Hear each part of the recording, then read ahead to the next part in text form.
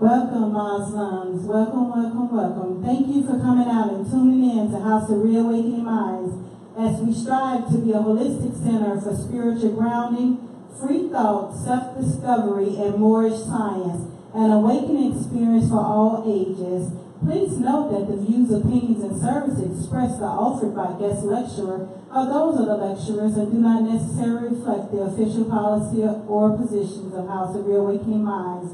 Please, thank you, enjoy. We have Brother Aaron L., who will go over a vocab list for Writ concepts. Thank you, Brother. Islam.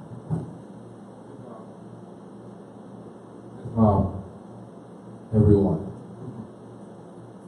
We were in conversation before this class started, and I just wanted to get this off because I didn't get a chance to get it off when we asked the question. And I'm pretty sure everybody curious. That 666 that we all spooked about, everybody run away from, is really 6 electrons, 6 carbon, and 6 neutrons. It's really the number of women. So you're running away from yourself. Ooh. Remember that we're dealing with the low-line sorcery of the dark priesthood. Sorcery is not bad because you're the source, like the zygote with the etymology of the word. So that's not bad. What's wrong is how they're using it as low sorcery, low-line level sorcery. Kind of like what you got with the yin and the yang. You got to find your balance in between. You don't always have good and that. My consort was saying that to me earlier. We was in conversation and studying, and she was saying, she gave me some clarity, and she was saying how don't look at it in terms of everything being a utopia once we clean everything up, everything being good. She kind of said, where would the yang be? And I said, being a seafood martial artist myself, a real student there, I said, wow, it really made me think, wow, where would the yang be? Yeah, it has to have balance, so it cannot be all yin and yang. Just like it cannot be all dark, no light, and all light, no dark. Daytime has to give way for the light, and night has to give way for the daylight. Winter has to give way for the summer, and summer has to give way, so forth. That's nature. All right, today, I noticed, reason why I'm doing this for everyone is, I noticed in the calls that I get when I'm helping people, when I'm studying myself, because I actually did it for myself, for my own clarity, but I figure I'd share. When we write writs, for those that are at an adept level, at fruition level, even those terminologies that I'm using, you would know the etymology on, and you would know what they mean. Fruition, which means master, and of course, if you're a scholar, you're really into etymology, you're going to get the root of the words, which everyone should be doing, because if you can't read, you can't see the risk or the precepts that they're sending you can't comprehend it, then you can't give a proper response. And we make that mistake by not being able to give a proper response. We go into what's called, in law, acquiescence, meaning that you're not really saying anything. The words have no value, or it has no merit. The document has no merit. And so in order for your instruments of law, enforcing the Constitution is the proper linguistic tools to do. Once you have proper linguistics and in a denotative fashion, you can better enforce the law. So you're going to do a trick with your mind. So this is why I said vocab list, dealing with the vocabulary. So we're going to have a list of words that commonly are used in writs. Now, these words aren't pulled out of the sky. I took the treaty of 1787, 1789, the Northwest Ordinance, 1787, the Constitution of 1789, ratified 1791, all the way back to where you have the Declaration of Independence. All the way back to where the proper letters with the 1774 Articles of Association. These words are pulled from all those instruments that are in play right now. That's just all being enforced right now. So when you think the enforcement of the Constitution, you got to think all that's being enforced, all that's in play. So with all that being in play, I pulled words from all of them in the studies as I'm going through, because what everyone should do is as you're reading these documents, you should take each word and go into your law books, cross-reference it with all the law books, Unabridged dictionary, find out the etymology of the word, and then read the sentence. That's so you know what you're really reading. Don't go by word unless you really comprehend what that word means, because you'll be all over the place and you'll get confused and you'll be frustrated, you'll get emotion into it.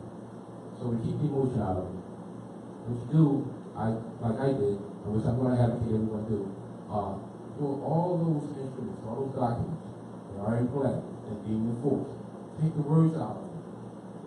Make yourself up cue cards. Cue cards. Just like that. You know. And what you do, you put the definitions on the reverse side. Now you don't cheat, you want to challenge your mind. But you're not in a school setting where someone's saying, all right, children, listen to that third page 3 and make you do it. So you want to make sure you challenge your mind. So, and if you really want to know, you will. If you're sincere about it, you will. This is important. So you put the definition side first.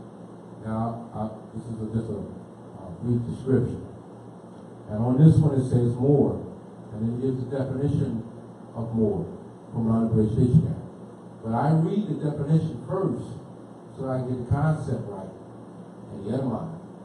And then I turn around and see the word. Now I can retain it a lot better. And plus, these are so small, I carry them in my back pocket. When I get stumbled over something, or I come across a word, whether I'm reading a newspaper or hearing on media, and I'm, ooh, I wonder what that, you know what, that was on my mind, on my cue card.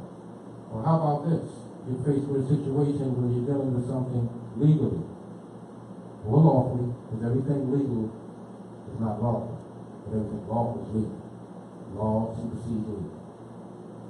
So if you're dealing with something and you have, blocks, or you get breaks in your mind where you're confused, you can refer to it. I got this idea because I used to, kind of be out on the highway when I first got conscious and got into really getting familiar with the knowledge. I would be out on the highway enforcing the law. So corporate security couldn't stop no one from pulling me over. Excuse me.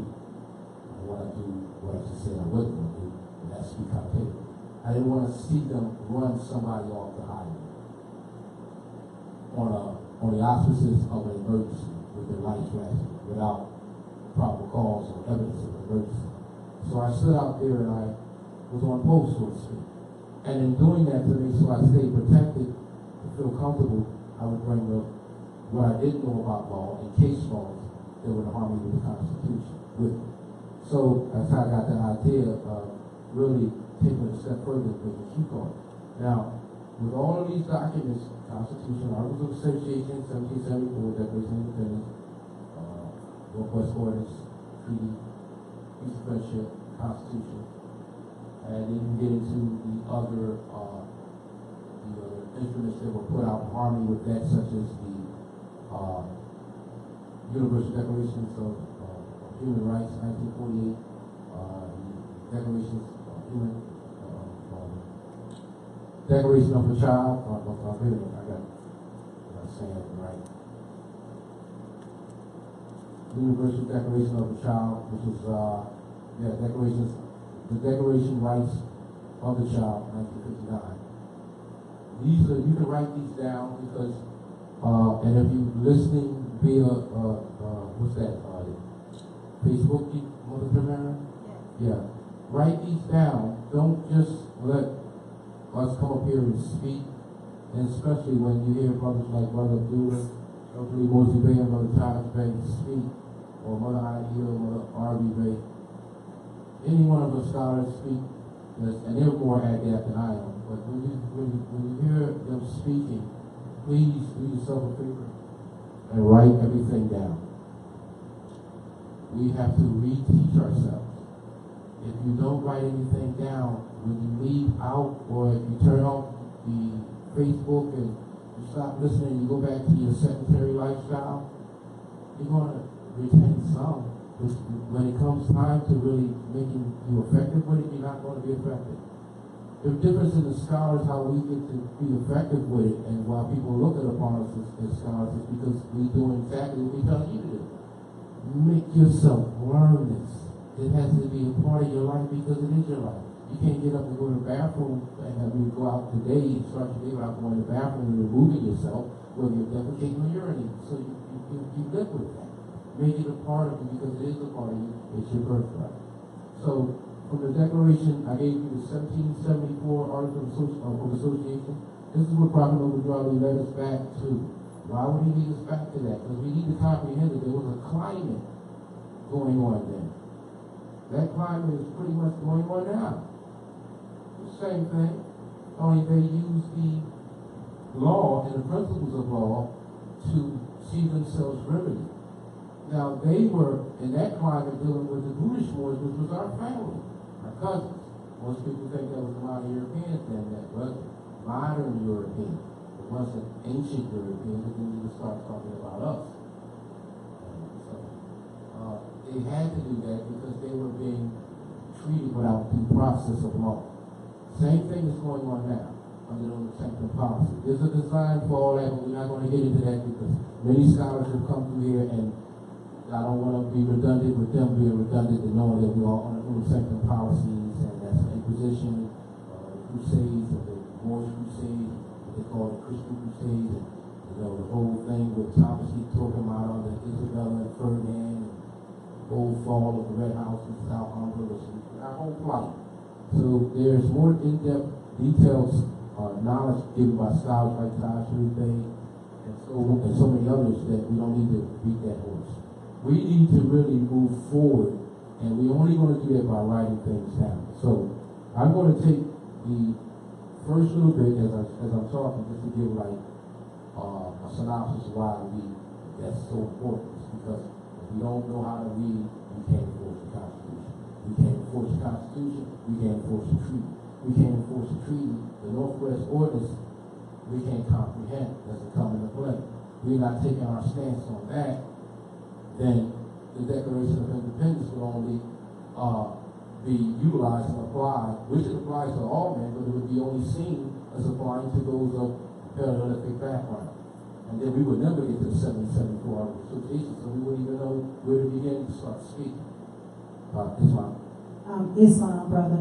Could you emphasize reading? Because one would think that they can open a book, they see the words, they can pronounce the words, they understand the words that may be placed together, but that is not true reading because there could be, as you indicated early, connotative. Islam, that's correct. Could you break that down right. a bit more? We've been trained in schools to recite words. We can look at a page and full faith and credit. I can recite that. But do I really know what full, the etymology of full, the etymology of faith, the etymology of and, which is a conjunction, it's a part of speech, combined. Or do I understand or comprehend the term credit? So when I recite something, full faith and credit, I might not get its essence of how to apply it, and if I don't have its essence, well, I won't say apply it, I won't have its essence of its meaning. So then without that, I can't enforce it when I'm challenged. See what I'm saying? So if we recite words when we look at words on the page without doing the etymology, which is going into the brackets of the word, because we'll tend to open up a book and they say, all right, read the dictionary, the word in the dictionary, and let's say we'll go black. We'll read black. We'll go black and then we'll go right into what the so-called definition is saying and bypass the part of speech, whether it's noun or adjective, an adverb, one of the 8 parts of speech. That'll get it all wrong. Or we might bypass the etymology of where, like, if it's Latin, if it's where it was derived from when it came onto the planet. Because if you find out, like, if it's Latin, you find out it came from a certain time frame on the planet. It was English, Old English, Middle English. You find out it came from a certain time, or came to play on a certain time on the planet. So if you go by those little T's, like you see an N and a dot, which I'm just going to say a noun, or A, B, G, J, with a dot, adjective, like say for black, you would have the A, D, J, which signifies an adjective. So you can come off automatically knowing it's describing something. But yet, when you speaking of it in regular conversation, you might be spoken in terms of it being a noun, because we recite. And so if we were reading, we would know, oh, that's not a noun, that's an adjective, that's describing. So I would use that to describe something, but I would never use that as an identifier, especially with the people when I'm referencing myself. But because I can read, I know that it's that part of speech, and then I also look at when it came onto the planet. Now I think black, that term came, I think that's Middle English, and so that would make it 1100, I think 11 to about between 11 and 1500s. But now you see, this was off the side. The reason that is by 11 to 1500, because that just made me, being that I study, comes to official fruition on something else that I'm unlikely with. 11 to 1500s, if you look at a treaty piece of friendship when it says 1200 and it equates to 1787, and you do the math on that, like now, you do the math on that, we're not going to get into the math on it, but you scholars at home, you do the math on those years, the referential, from now and then.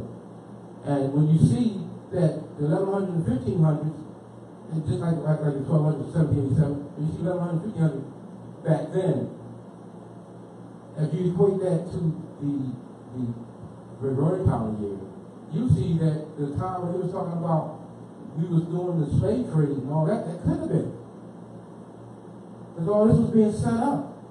And then you got, as Brother Doolittle really laid it out, you got treaties that were running in place just to get them out of captivity. So how can they do a slave trade? So that's why etymology is important on when we look at words and we read them so we can know where they go, so we can see what's being said to us. Because we don't mix it all up. We don't know, well, wait a minute. We had them in captivity? We thought Corvette was a car. We didn't know it was a small boat. Now we know why the Corvette is a small looking car. It looks like a speedboat. Does the Corvette look like a speedboat? I love those things. So I was in love with them. Now I know why I love them. Because I was probably one, and as an ancestor on one of those speedboats taking the Europeans, one of the Europeans off the sea.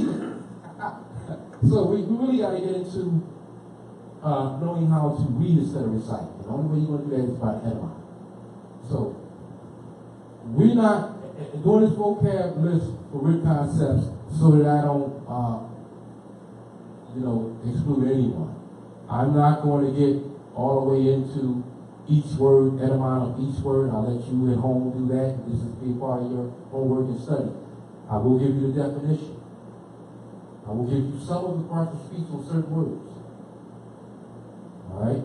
Now, I want to challenge everyone out there to do the etymology on these words.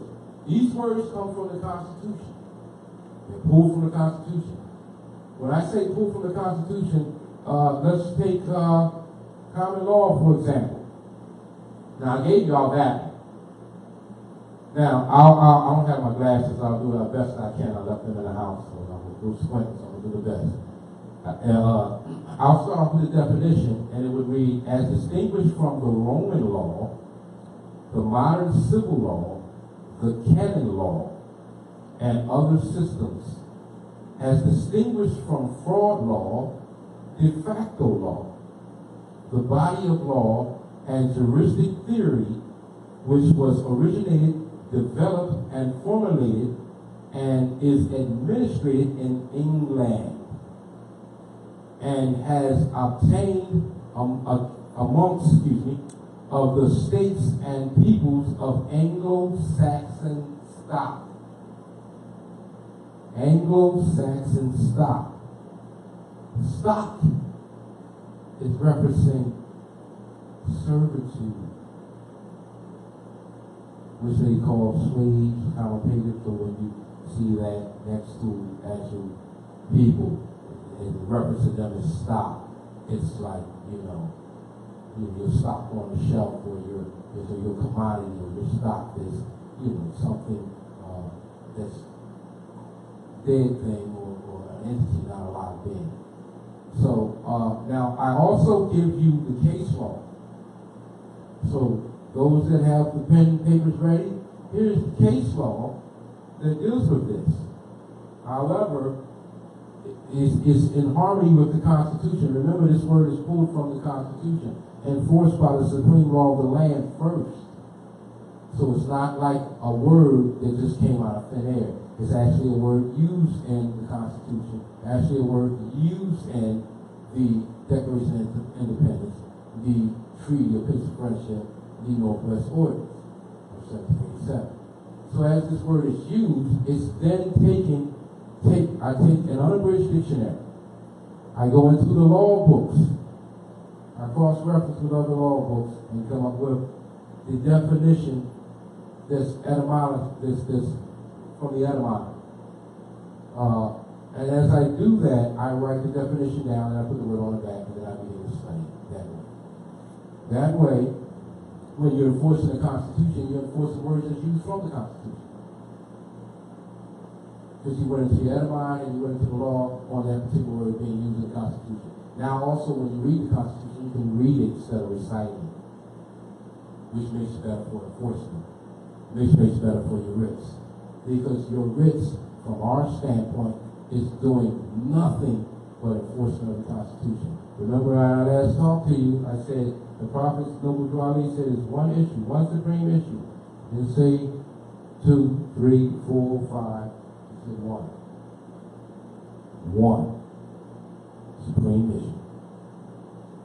That's the enforcement of the Constitution. If we don't do that, we are in dishonor. And before I go any further, to show you how we're in dishonor, when I would last talk to you, I mentioned Article 3, Section 3, where corruption of blood, be attainted through the life of a person attainted. No forfeiture through the life of a person tainted. Here's the catch in that. Every Moor that's not an improper person,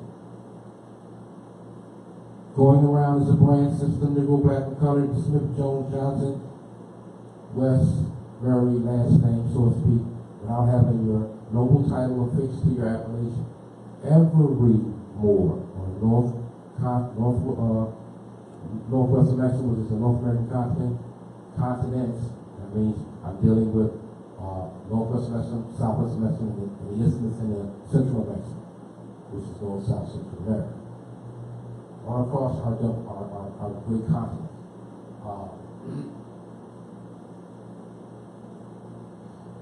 Bring me back to the point when I lost my train of thought. Article 3, Section 3. Article 3, Section 3, thank you.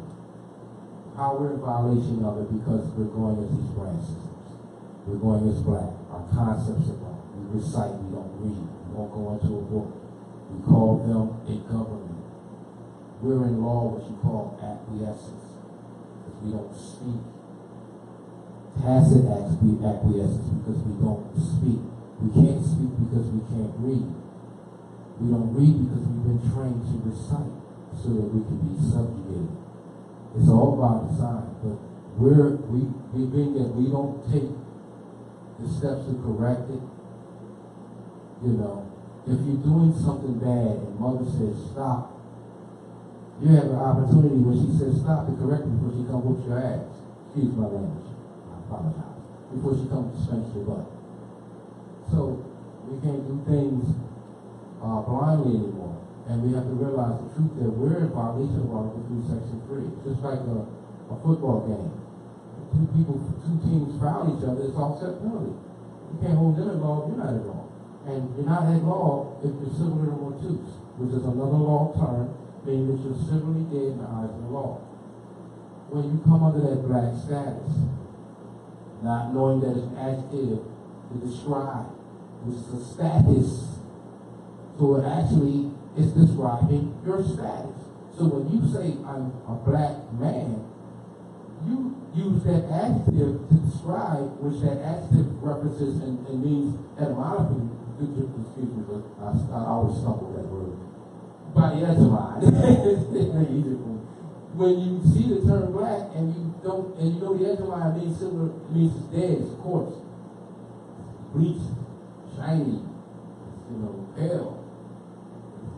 When you know the etymology of that, and then you say, oh, that's the adjective to describe that, and it's used in law as a status for a lesser being that is of that description.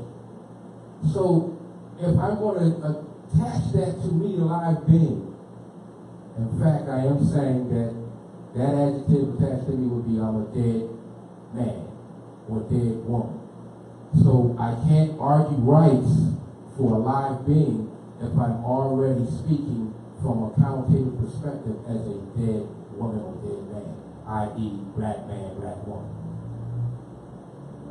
And thus, we do that all the time. You hear it all the time when you go out the store. You hear it all the time when you're not tuned in to the Facebook. You hear it all the time. Black this, black this, black this, white that. Of course you hear it in the movies and everything because it's by design. Black this, white this, black this, white this.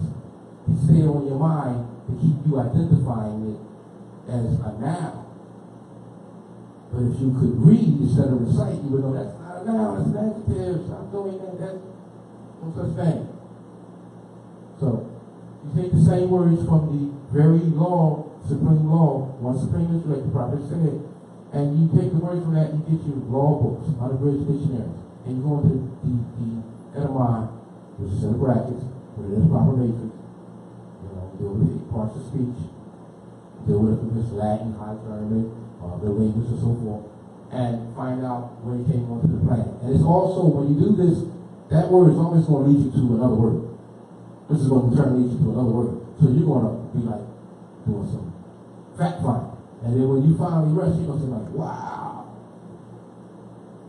Wow. And then once you exercise that and once you start reading and everything in its proper context, you can see exactly what the Constitution is saying. Not only that, you can see exactly what these bills of presentment that modern Europeans send in the mail when they come in. You will no longer pull your hair out, freak out when you get a so-called tax bill, a so-called water bill, a so-called mortgage statement, a so-called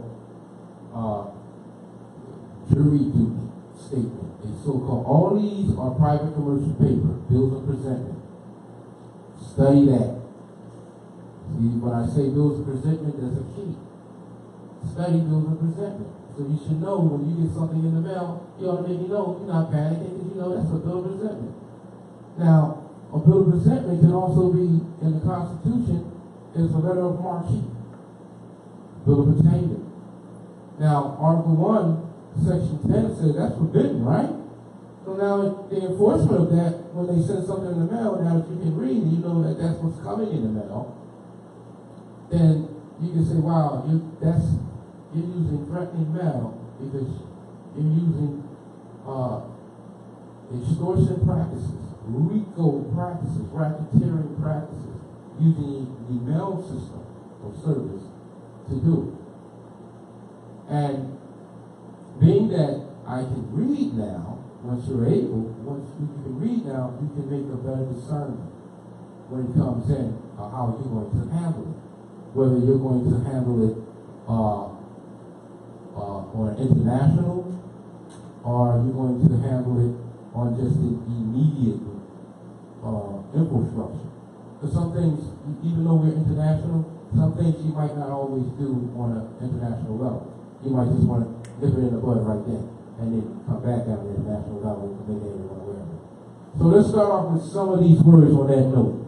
I gave you one, and that was common law. I read the definition, which was distinguished from the Roman law, distinguished from the modern law. The canon law would be the common law. So I know now with this cue card made up, as I know the etymology, the definition on the actual meaning of common law, I know that the next thing would be find out what's canon law practices. So I would do the research on what's canon law practices. I'll make it easier for you. Everything you see out there is canon law practice. So that's easy for you. Canon law, Islam, yes, but more emphasis on canon law.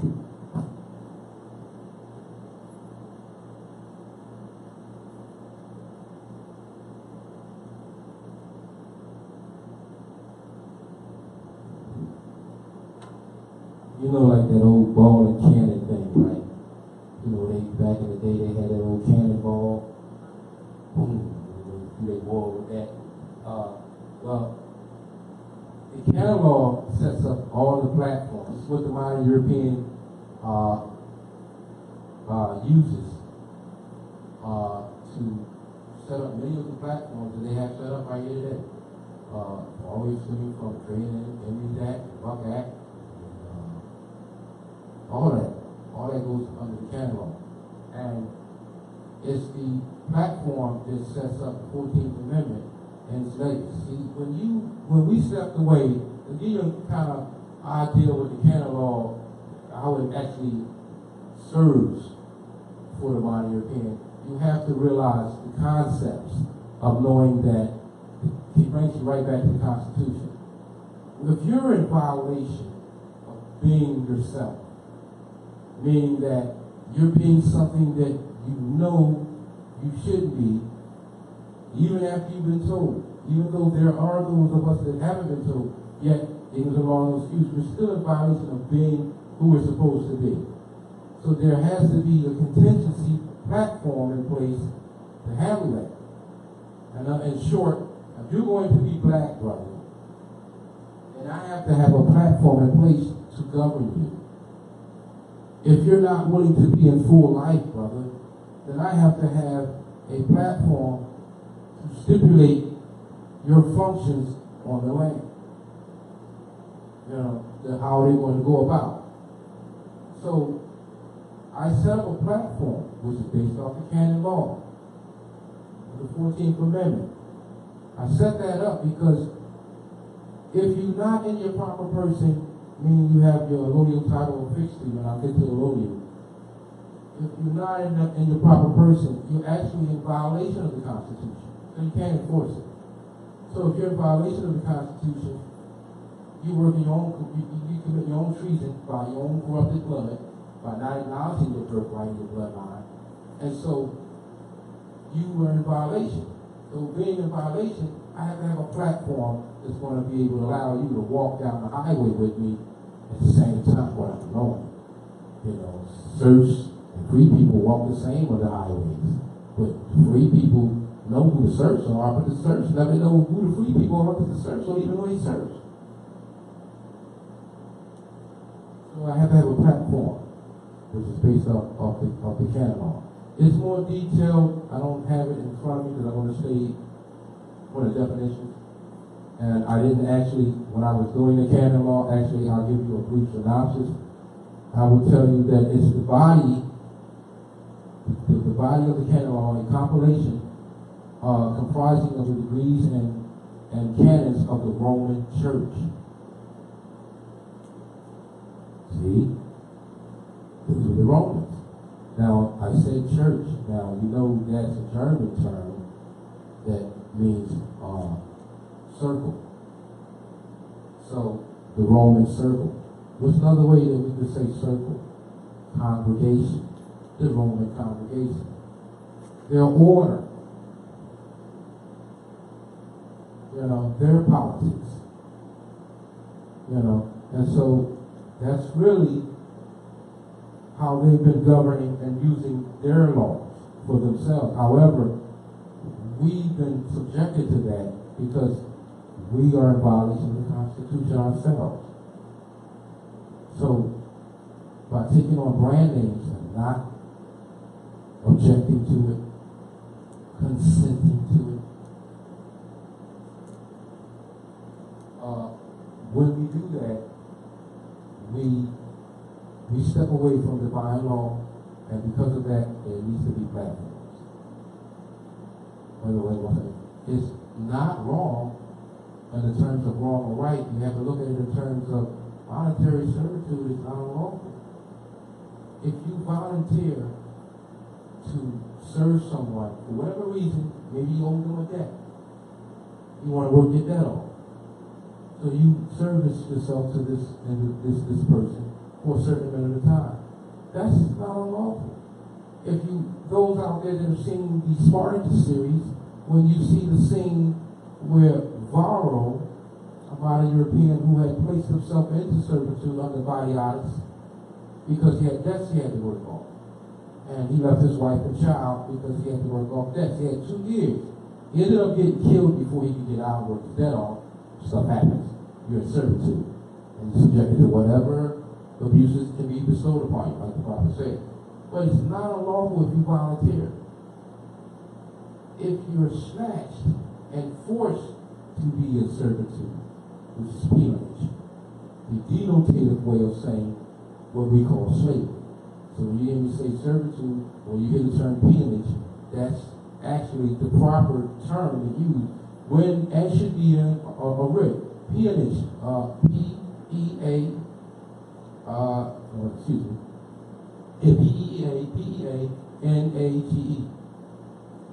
which is the proper term for saying servitude of slavery, because we're not slaves. The etymology of slave is Slavic, so you're not Slavic because you would be Paleolithic. So you can't say, well, we were slaves once. So we say, see, that's reciting, not reading. Because if you read, you would say, oh no, we could never be Slavics. Can't be slaves, that's Slavic. I know what the word means. That's reference to them. Now, they're Slavics. I can't be slave. So when you say black slaves, i.e., black means pale. Aren't they pale? Bleach. Black. So we look at the term wrong. It's an adjective and a status. Why is it their status is black and your status is white? Because we are amongst the father of civilization. They came from the debtors' prisons, Great Britain, before they got to our land. Majority of them. And they still are there. So we must definitely clean that up. Now we go on to finish reading from the Roman Church. All right, it's consisting of the body of ecclesiastical. There you go. Ecclesiastical law of that church. Now, when Taj was teaching, if people that tune in to Taj's lectures, when Taj was teaching us, he told us about the Crown Temple Church, the attorneys. See how all this ties in? The attorneys, the Crown Temple Church, the canon law, all that under the Ulu sector policies to push out the Inquisition operations. All this is connected. Everything on my hand is connected. If I separate one thing and try to enforce another thing, I'm leaving out things. If I want to put this mic up, I want to use everything. If I want to hold a barrel, I want to use all 10 fingers and both arms. I don't want to half-ass, excuse me, my language, I apologize. I'm a little excited. I don't want to halfway do something. And we've been doing that. Excuse my language, I'm a little passionate, and then when I get going, I get really passionate, so I'll do my best to work on that. Because there might be little ones listening, and I apologize to you little ones. Because I really want them to listen, because they're going to be the ones that's going to take this on. Truth going to come from our babies, and I really want to get to them. So, we want to start off with some more of these words, just to give us another brief synopsis. Now, I gave you the basis of canon law, and I also told you that's the platform to set up the 14th Amendment. The reason why they had to set that up, because we're in violation of Article 3, Section 3. By taking on brand names and surnames and things that allude to servitude, it's not unlawful, we're voluntary. That's why Article 3 is that provision, Section 3 is that provision. So it's saying, if you ever read Article 3, Section 3, you'll see in essence it's saying, hey, voluntary servitude is not unlawful. If you want voluntary. However, your stuff won't be forfeited, brother. Your stuff won't be forfeited during the time of your tainted, during the life of you being attainted. So if you're tainted as a black man, don't worry, you'll keep your house, you'll keep your car, and you'll keep your property. And because during the life of you, no forfeiture will come.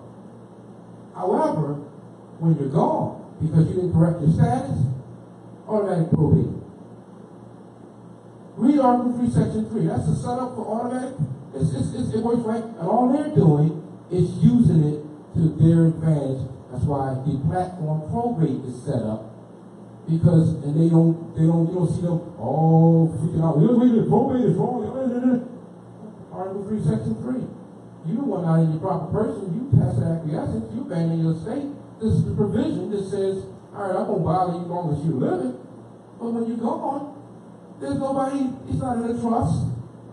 There's nobody governing it. It has to be governed. Thus, probate. I'm in harmony with Article 3, Section 3. And as long as you don't correct your status, you can't call them on that. You can't even begin to bring up the issue of diversity with Article 3, Section 2, because you're not a part of the Constitution, not a party to it. In order to be a party to it, you must honor your foremothers and forefathers. You must be who you are, as it was set up to protect those who are being who they are. And it's for all men, including minority men. All men. Now I just gave you the spirit of it. But it can't take on a life until we properly read it and we can't enforce it and go out there and say, oh, I don't want to pay a mortgage. I don't want to pay tax. I got a right to travel. I don't want to go. They arresting me. I don't think I should pay child support. Everything I just said out my mouth with those phrases is connotative linguistics. Shows no knowledge of the etymology, shows no knowledge of reading, just recite it. And it shows proper training that the schools under John D. Rockefeller, Thompson Gates, 1902, set up for us to miseducate us.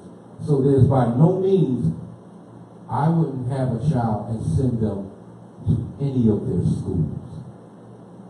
And if they challenge me, write this down. If they challenge me, and I'm looking right at the camera, this is what I would present to them.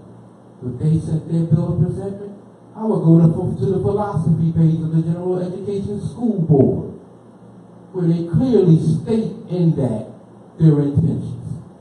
This is my probable cause. This is my cause of action. This is my reason for taking my child out of your school. You can't challenge me on that because it's documented. Oops, you put it out. You just didn't think I would find out about it. Or be my proper person to enforce it. Because when you're in your proper person, you don't have to make the leap as far. But when you're not, your instruments or whatever you send, your writs have no merit. It's not one of guess. Yeah, this is just for the people listening, so they hear your question. Yes, this is so the people online can hear your question. The General Education School Board, that's important to study up on in reference to homeschooling or teaching our kids what we need to teach. I'm sorry, children. Correction, children. That's correct. So, because when I study up on this and I present it to family members, you know, they won't get scared. Well, are you saying that I can take my kid out of school? The truth of the matter is, with all due respect, and to all those listening, we have to stop being the cowardly lion from the Wizard of Oz. We are Moors, fearless, upright, and independent. As Prophet Uwali has stated, we are Moors, mothers and fathers of civilization.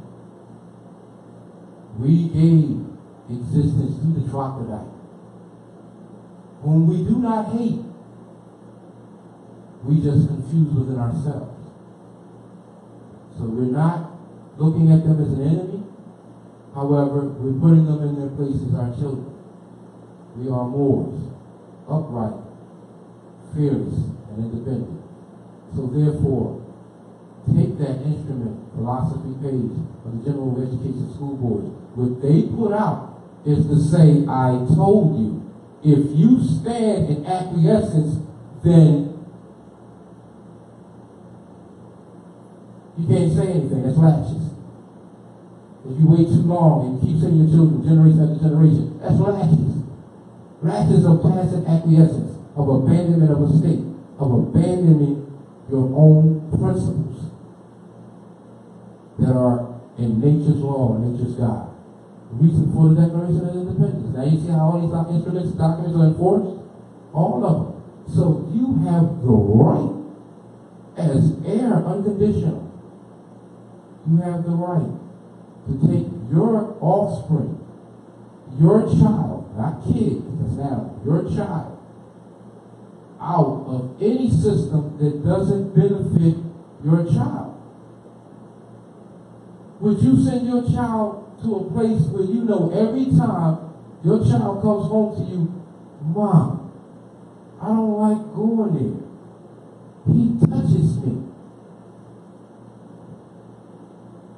Here and here.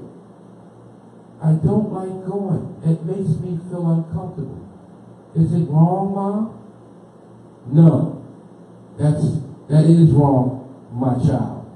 Someone should not be touching me. I will deal with it. That's the proper way. But here's what we do. Boy, girl, go and get out of my face. Go in and do your homework. Get up the next day, put your clothes on. You're going to be late. But Mom, I just told you yesterday. Yeah, I know you told me. But until I can figure out how to deal with that, you can't miss school. And we send our children there anyway.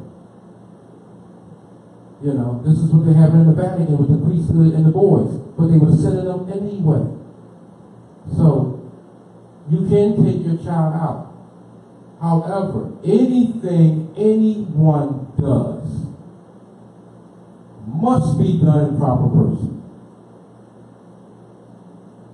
Otherwise, you're violating Article 3, Section 3. And the whole thing is, how do you do that? Take your child out? Enforcement of the Constitution. How do you get remedy for a traffic citation, which is a suit? Enforcement of the Constitution. How do you get that dead pledge, guys, is a mortgage? Enforcement of the Constitution. So your concept should be, I'm learning words, terms, the etymology, the cycle, versus the connotative syntax of the words. So I'm studying that so that I can be more effective in securing, protecting, which is already secured and protected, by way of enforcing the Constitution of 1791. So when I send off a writ, me personally, know that I'm going in a fine-tooth comb of every bill of presentment statement that's in that bill of presentment statement, and I'm cross-referencing with the Constitution. That's the main law book. The supreme law of the land will supersede the black laws, John Bouvier's, all that. It's the supreme law of the land. So if you want the ultimate case law, go to the Constitution and treaty. They're enforced simultaneously. They're one document. You can't enforce one without the other. That's the whole purpose of Article 6. To reiterate that you cannot enforce this document without its sister document, which would be the Treaty of Peace and Friendship, derived from the Northwest Borders of 1787. So we do that by getting into the etymology, and we do that by getting into the words. I'm going to read off another definition, and then I'm going to see if you can see the word. I'm not going to hold it up, because then everybody will see it, even though I don't have my glasses on, so bear with me.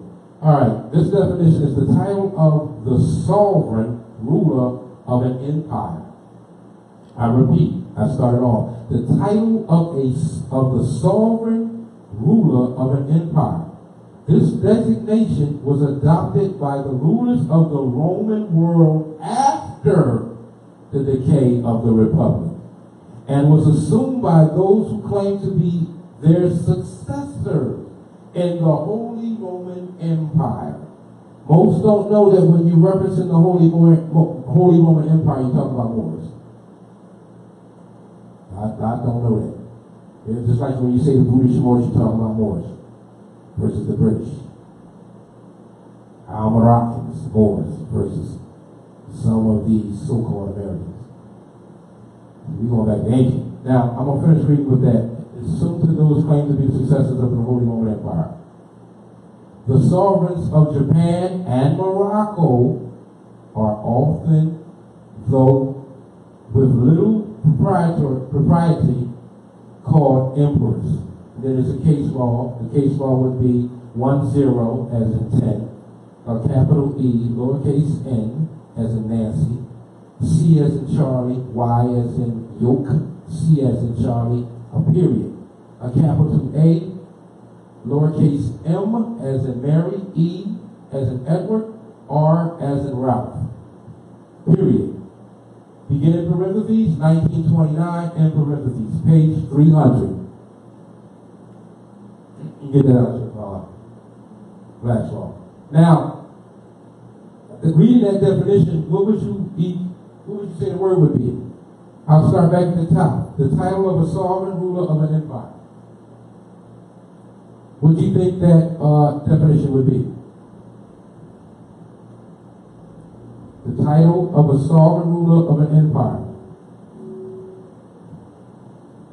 It was designated and adopted by the rulers of the Roman Empire, Roman world, after the fall of the Republic. But it's a title given to sovereign rulers of an empire. What would this word be? Already fallen. Say again, brother? I was thinking it's already fallen, so what would it be? Well, no. Just think of the title of what, I'm a sovereign ruler, right? And I rule an empire. What would my title be? Okay. No, that's Pope. That's subservient. I mean, that's subservient. That's of lesser standing. I would better word. That a better word. Lesser standing. That's it. Very less standing. You're going low. Islam. What would, if I were entitled, I'm holding the title of a sovereign ruler of an empire. I think I know Ken Davis had the correct answer. I'm a sovereign ruler of an empire. He said you're emperor. I'm an emperor. Islam. Thank you, Ken. Now, here's a little side note. When we say we the people of the United States ordained and established, we're the mother father civilization, correct? We are all emperors of Morocco. In our proper person, we are all emperors of Morocco.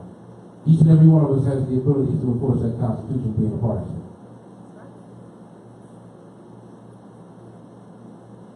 We're not kings as of a lesser standing, queens of a lesser standing.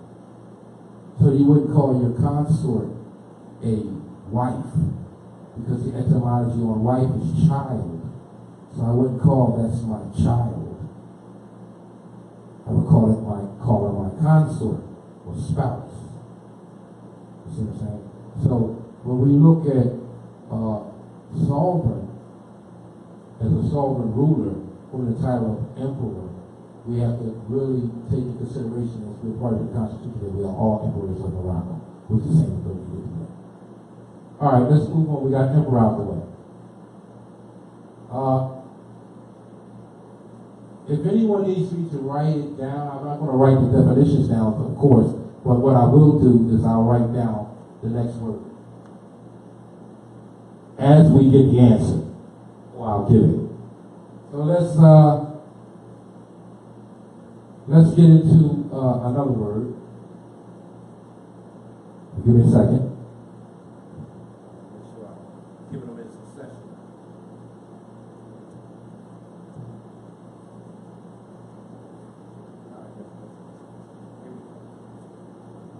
Here's one. Here's a good one. Right, follow that up.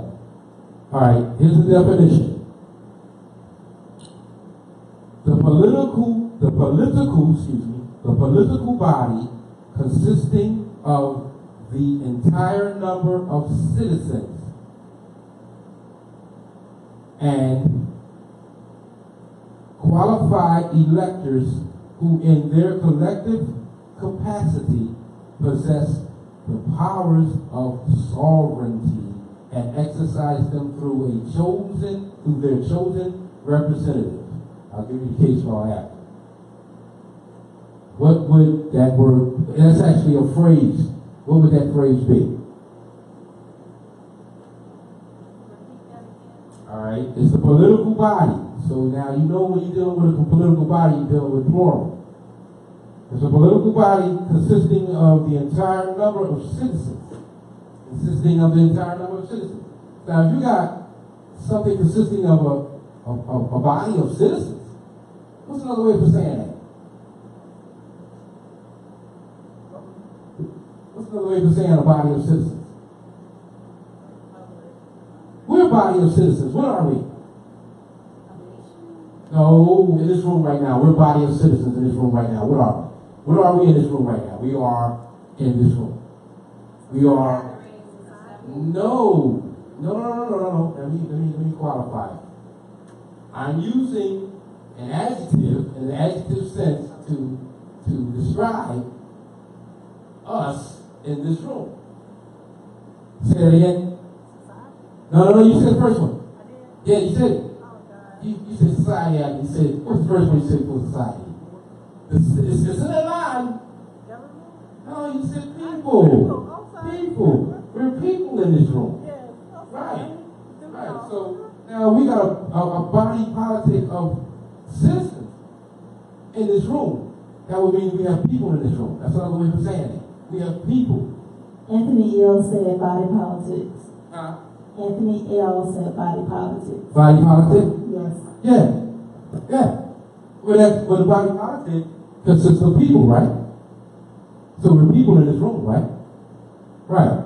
Now, if we consist of an entire number of citizens, that means it's plural, it's not just one. So that's people are not just singular, it's plural. So, and qualified electors who, in their collective capacity. Now, when you see the term capacity, you already know that's dealing with referencing to status. What capacity are you in?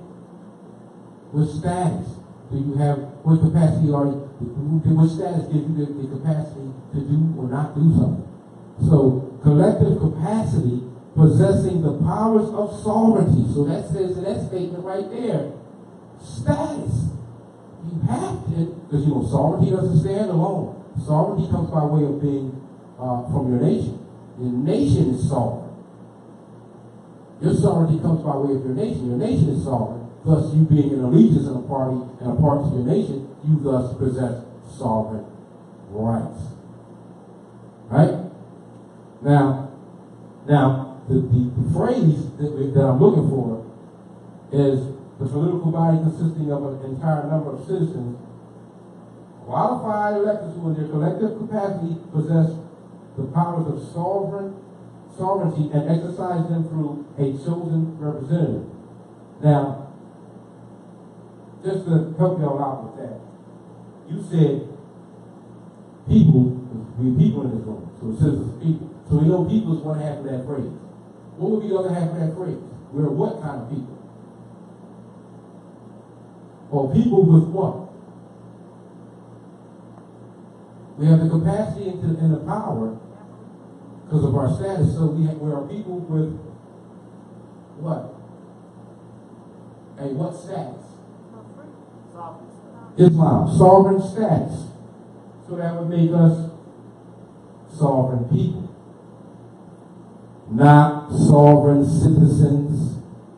And when we say sovereign people, we don't even want to misnomer that because sovereignty doesn't stand alone. Meaning that I'm in my proper person as Huran al-Rashid. I'm a party to the Constitution. I am in allegiance with my nation, which sovereignty stands with. Thus, I have the capacity and possess the powers of sovereignty, making me one of those people of sovereign status, i.e., another way of saying that is sovereign people. Don't let them trip you up with that because they use that sovereign citizens, because my Europeans use that, but they're not a party to the Constitution. There's no such thing as a sovereign citizen. I just gave you the etymology on that. Sovereignty doesn't stand alone. You can never be a sovereign citizen. Because see, when you say the term citizen in itself, you got to qualify that. Because you're dealing with different classifications of citizenship. And there are 4 here, with us being the highest ranking and proper person. You see what I'm saying? And then those that are adopted, which would be the modern European, adopted in second. Then third, guess who falls in third? Everybody that's calling themselves nigger, black, colored. They subjects. They get abused. And then of course you got the 4th one, and actually they're more protected than the subjects which fall in third. Which the 4th one is the citizenship of what you call those people who come away from other gates. Like Hindustan, Liberian, Nigerian, Petuanian, Eritrean. They come over here to do business. So they would be number 4. Meaning us being highest ranking and proper person. This is why status is the first issue in law. And so when we know that, we can now stand with sovereign capacity as a people of sovereignty by way of allegiance to our nation. See what I'm saying? So you can write that down. And if this is just like I said, these are these key cards I did for myself, I'm sharing. You can make up your own. But when you make up your own, make sure they're coming from the Constitution. Don't pull a word that you just say, all right, I'm gonna say, I'm gonna use this word. And it has no bearing in your enforcement of a writ.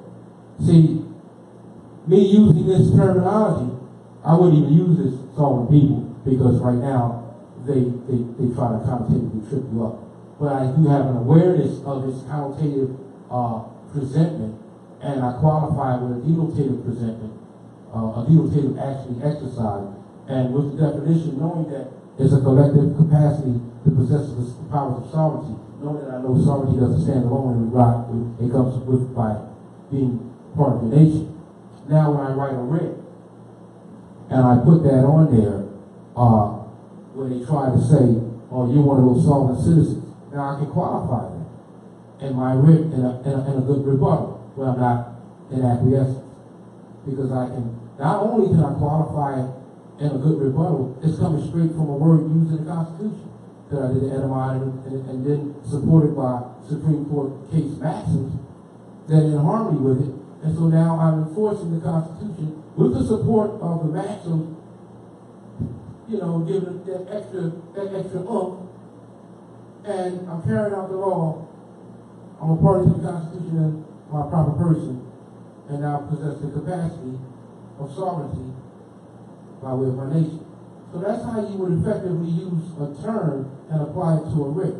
These terms have to be effectively applied to a writ because what we do when we write writs, and not just all of us, some of us, all of us, even in our proper person, we tend to put emotions in it. And emotions come because we have lack of knowledge. Without knowledge, there's no way you can do something without emotion. No way. The only way to do something without emotion is to have lack of knowledge. If I had lack of knowledge in waking up, example, I would probably hurt every modern European I see. Thinking it's their fault. They did this to me. They're subjugating me. They're the reason my condition is this. But it's not entirely them. From careful study and more diligent study, I'm finding out we're just as at fault. I gave you an example of that by telling you we're in violation of Article 3, Section 3. Because we want to be Smith, Jones, and Johnson, call ourselves black, Negro, colored. We won't even look at the etymology on colored as a simulacrum. That which is distinguished from which is real. So you're actually in essence saying, I'm a fake man. I'm a colored person. I'm a fake corporation. Because person is corporation is used in the first clause of the 14th Amendment. That's an etymology on that. And so when you look at those terms and when we speak, you see how we get into trouble? Then we take this and we put it to paper, and when we don't get the right response that we want, we get frustrated, not realizing that we had lack of knowledge to begin with, so we went into the emotions. Because without knowledge, there's nothing there but emotion. So we want to not suppress the emotion, but put it in check by gaining knowledge. I'm going to read another one.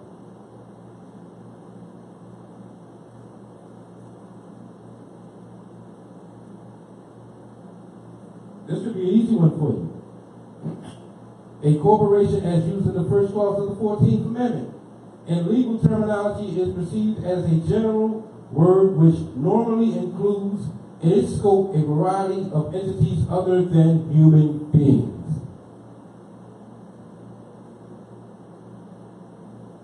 What is that word? I'm going to read that definition again because you really got to sink this one in. And when I tell you the word, go out there and study it and make sure you keep that on the top of your dial plate. It should be on a cue card, written in your cell phone. Everybody got cell phones that got those pads in them that you can take notes. Put it on your pad.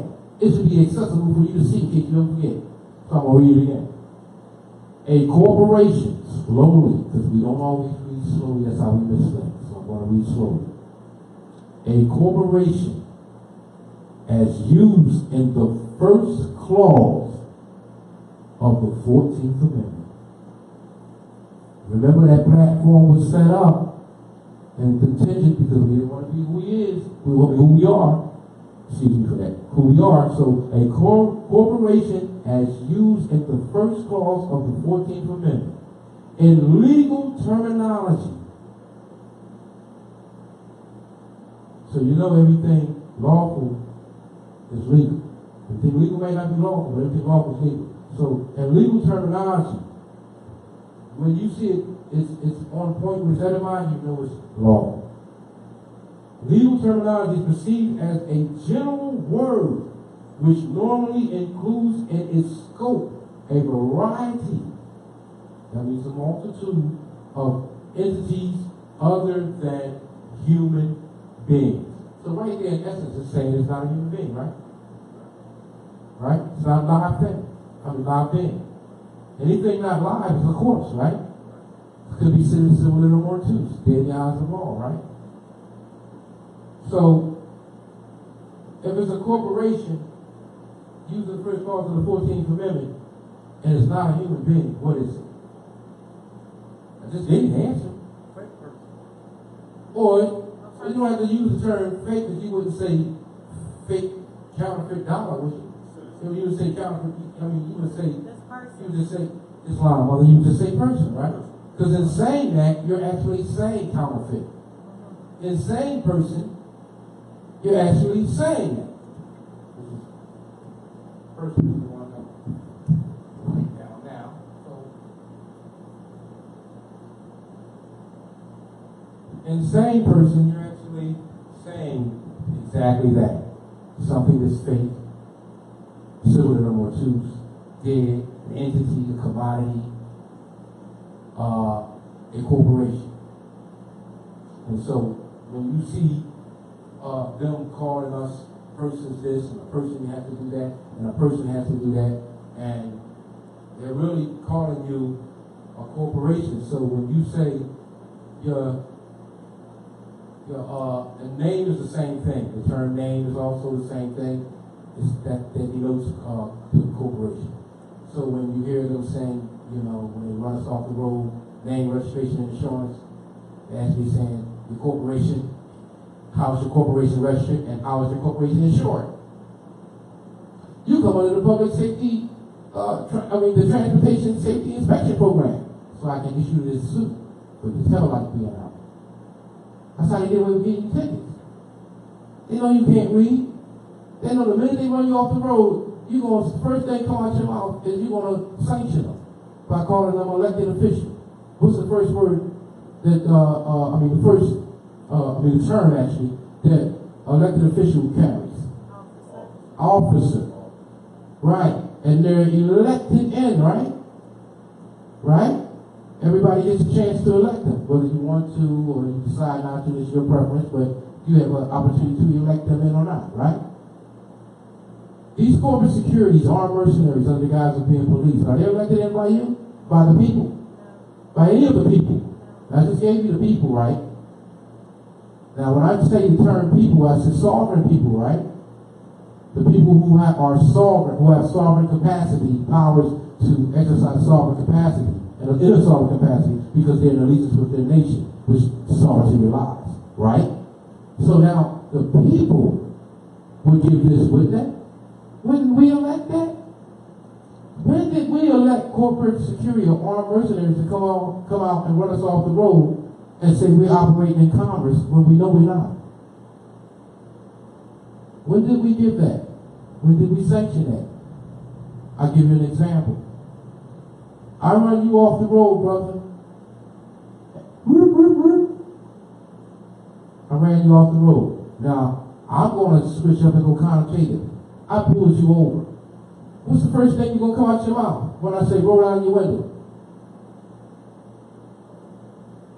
See? Exactly. Stop. Pause. Pause. You're right. Pause. It's all right. Pass the mic. Pass the mic. You already answered. You paused. Remember, I'm corporate security. I'm looking at everything. So when I ask you that question and you pause, I already got you. So I pull you over, run you off the side of the road, but I'm guiding it as I'm pulling you over. I'm really running you off the side of the road. That's the proper way you would put it in your cause of action in your writ. But I'm saying I pulled you over. My lights are flashing. I tell you, I walk up on your conveyor and I tell you to pull down the window. What's the first reaction, normal reaction all of us make that you'll make? What's the first thing that you do? It's fine, mother, but I wanted him to answer. But she gave you the answer. So right, it's fine. Dr. Ayala elegantly put in the right answer. We call them officers. Right. Now let's go back real quick to people of sovereign capacity. The political body, constitution, the entire number of citizens with qualified electors in their collective capacity possess the powers of sovereignty. Now, the people possess the powers of sovereignty, as you see laid out in the enumerations of the Amendment 9 and 10 of the Constitution of 1791, which you can enforce. That means the people are sovereignty, right? So we elect that. So that means we sanction them. So when I call you an elected official, and you're really not, but I call you that anyway, what did I just do? I sanctioned you with the wrong linguistics, connotative linguistics versus denotative. I use common linguistics because I have lack of knowledge of the etymology, so I sanctioned you into a position that you do not deserve, that doesn't reside with you, because no one elected you in. You didn't pull me over.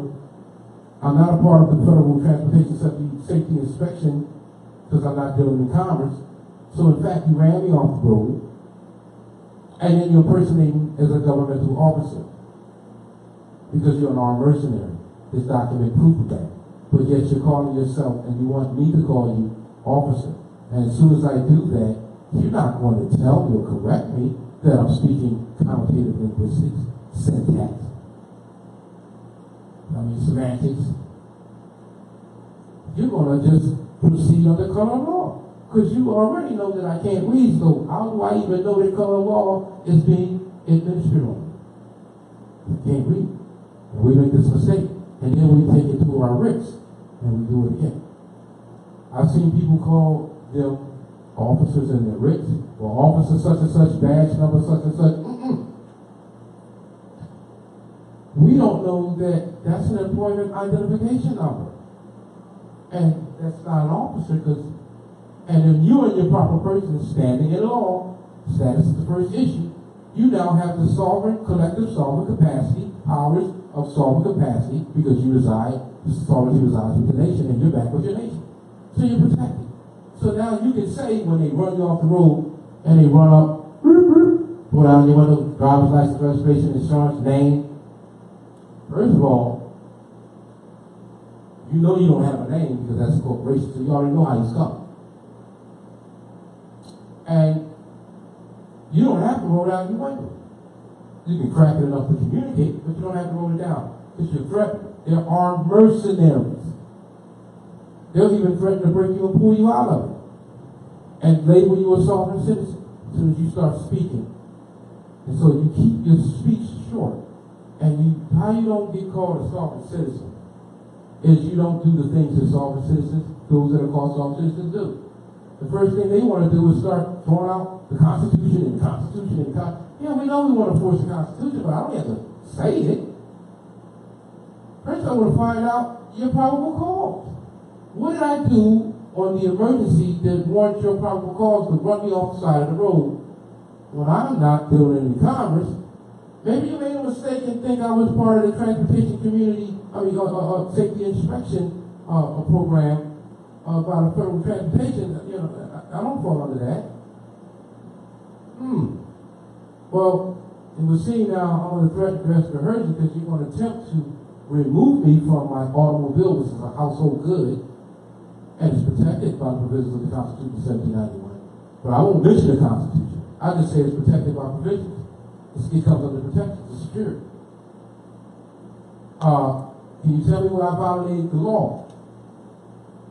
Now, you knowing how to read, knowing that you're talking of the supreme law of the Constitution and treaty and force. So can you tell me how I violated the law? Without even saying it, well, this, that, well, excuse me. I'm confused. Maybe you can clean this up.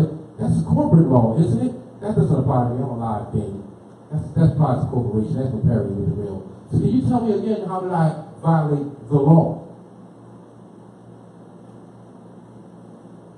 You saying you had probable cause. Now you saying something with my automobile, my household goods, which I have a right to. Because the provisions, the security, as my liberties are. So you're saying that what I have a right to, I violate the law with that? Can you explain to me how?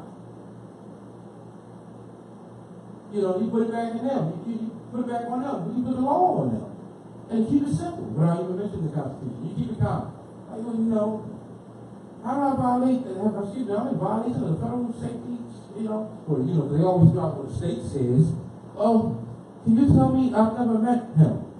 Mr. State of, he's a man named, his first name is State, and his last name, his middle name is Of, and his last name is, let's say, Delaware. So, I never met Mr. State of Delaware. Are you Mr. State of Delaware? Oh, no, you representing him. Oh, so you are a first-hand witness, you are a representative, you are an attorney. Oh, no, I'm an officer. Well, did we vote you in? When's your election? When was your election held? This is to be public record documented. You don't have to play dumb with it, but you get into the law, because you know it. So you can sit there just as calm and ask them, and what they'll do is they'll get jammed up because you really hit them with some solid questions. But you're making it seem like it's trivial. But you hit them with solid questions because you know the law, because you know how to read. So when they run you off the road, you're handling your whole situation different. You might not even want to argue with them. But see, we have to stop doing that. These people are armed mercenaries. They have weapons, trained. Let me qualify that. You're looking at a very well-trained assassin. I've been in the military. I've trained martial arts since age 13. I'm 51. I could have been one of the corporate security for Philadelphia. I passed the test with flying colors. They wanted me bad. I would have been out there celebrating the right of the people. I didn't go. But what I'm saying to you is I am aware of what I can do physically to someone. So I have self-discipline. They have a job that requires limited discipline, and they're dangerous weapons, and also have been trained in the ways of the arts. Because martial artists like myself have trained them. Where you think they get the knowledge in the military to know how to do combat training, hand-to-hand combat, or the police force? They get it from people like me. They train them, because we think it's a job. And then they get more skilled and come out here whooping us up. So, we got to keep that in play, that we know that they are mercenaries. They're dangerous.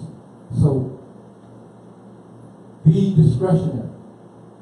Don't always be quick to say you're going to just fight them as soon as they come up and run you off the road. Yeah, I know you want to get on with your way, but you got to think about, if your life is taken from you, how well can you get on with your way? They want to desperately take your car, give it to them. Because you're studied now, or you should be, to know that you didn't be a part of that federal transportation safety program. So you're going to send that secretary of that transportation, you're going to put them on notice. You're going to sue, they got to reimburse you. Even if they sell your car, they got to reimburse you. You being your proper person enforcing the one law, supreme law, you can carry that out with the body of evidence. So you must present the body of evidence. And it must be in your favor. That comes from research. And it's out there, it's a ton of it out there. So through the evidence. Let me give you another word that's relevant to working in writs. So I'm going to start off, this is another phrase term. It's two terms making up the phrase. When I say terms, that's the actual proper way to say it, because they're not words. Actually, letters are words. Words form terms. Letters are words. The letters, Aleph, Beth. See how that's a word? You thought it was A, B, but it's really Aleph, Beth, and they have meanings. See, so the letters are words and the words are terms. So you hear me say things in terms that I'm using that linguistics, that's what I'm disqualified at. All right, so I'm going to read these terms, and you determine the two terms that make up the word that I'm referencing. All right, rights are those which grow out of let me start over.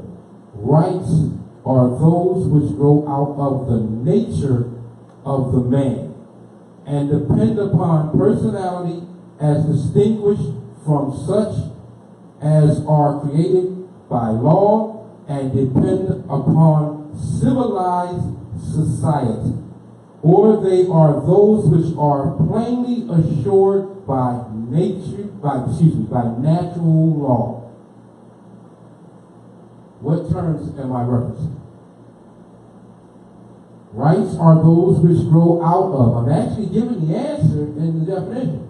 Rights are those which grow out of the nature of man. That just gave y'all answer. Y'all still ain't catch it? All right, I go on with more of the definition. And depend upon personality as distinguished from such as are created by law and depend upon civilized society. What terms? Yes. What terms would they be? They would be considered what type of Common rights? law? Is that common law again? No, they're rights. I'll give you a hint. Oh, unalienable rights? Close, but unalienable rights are synonymous with this. Okay. But it's another term that I'm looking for that's used actually in the Constitution and not the Bill of Rights. I'll read it again. These rights are those which grow out of the nature of man. Natural rights? Islam, natural rights.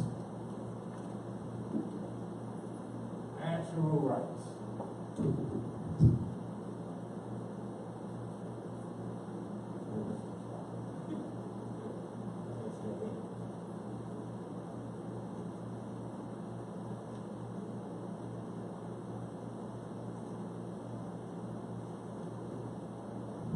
Natural rights. What's another term for saying something is they grow out of nature of man is another way of saying natural rights. It's another term. So I'm going to skip actually going into the whole term of that, but just to give you a synopsis, is another term that also represents that of natural rights.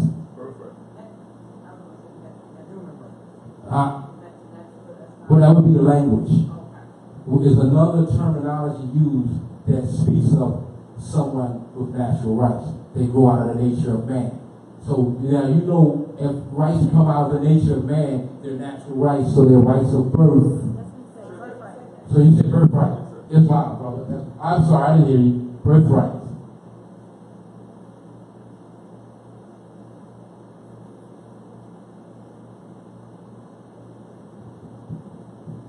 What's another way for saying natural rights?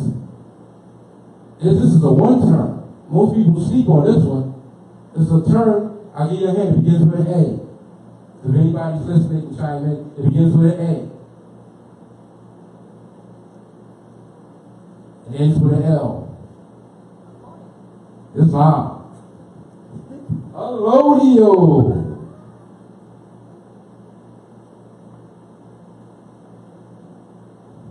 Free, unencumbered, not held any order. Isn't that a natural right?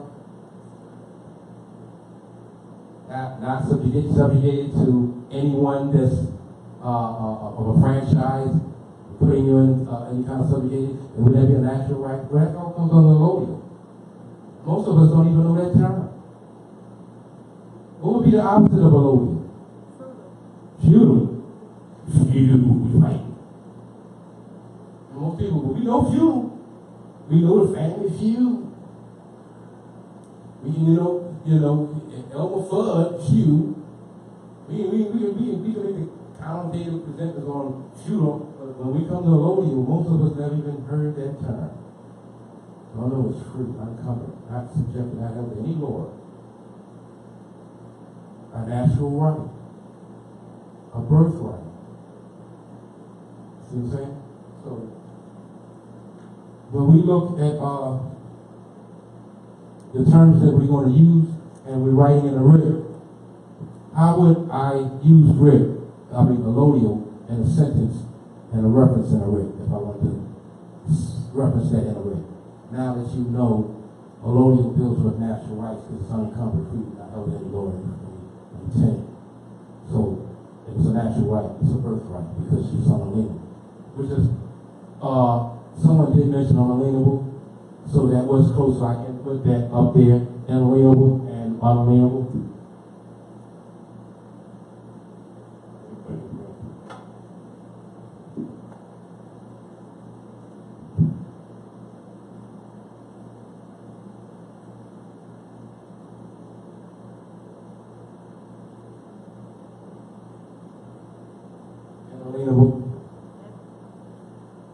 Anthony L. stated allodial title to property. Allodial title to property? Yes. What do you mean? He stated or is he asking a question? No, that was a... Oh, he said allodial title to property? Yes. All right, well, since he's listening, and I got a question for him. Allodial property, what is that? We said allodial property, right? Yes. His statement, did you read that one more time? Just said allodial property or He said allodial title to property. Allodial title to property. What is that? The brother just said allodial title to property. Most of us don't know what that is. And it go right over our heads. What's an allodial title? Islam. Give me an example of an allodial title.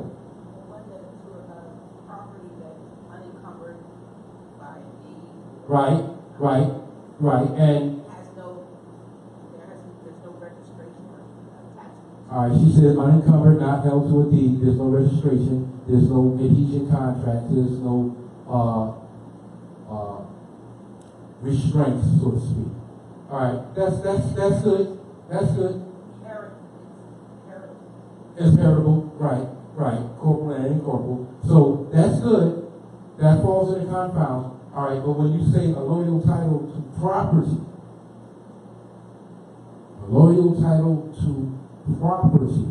when we're getting into how we're going to structure it in our writ, we have to have the concepts. Remember, writ concepts. So if I'm going to use allodial title to property in my writ, I'm going to already come with the concept of knowing what allodial title is. So how it's going to be worded in my writ, excuse me, let me back up so you can see. How it's going to be worded in my writ is going to reflect my concept of what my knowledge of what allodial title is. So if I know what allodial title is, I know what allodial title to property is. So in wording it in my writ, it's going to reflect that. Example, because I'm not here to be mystical and mysticism. example, truth, colonial title. I'll give it to you. Bay, ill, day, Al, Ali. I repeat. Bay, ill, day, Ali, Al. These are allodial titles. I am noble brother Huran al-Rashid ill. I possess an allodial title. For that I am allodial, because I am free, unencumbered by any lord. I come from my mother, that is my birthright, my nativity, my nationality. With sovereignty, with my nation, my capacity comes. For the sovereign capacity comes from that of my nation. Therefore, my allodial title, L, would be my allodial title to property. Any property I possess and am steward of. The allodial title to one's home and proper person would be ill obey. Not Smith, Jones, and Johnson's under a deed. It would be ill and bay under a trust. Remember, the Spanish Inquisition under Pope Boniface that led all the way to the fall of the Red House, Alhambra, by way of Thomas P. Torquemada serving as friar and Inquisitor General,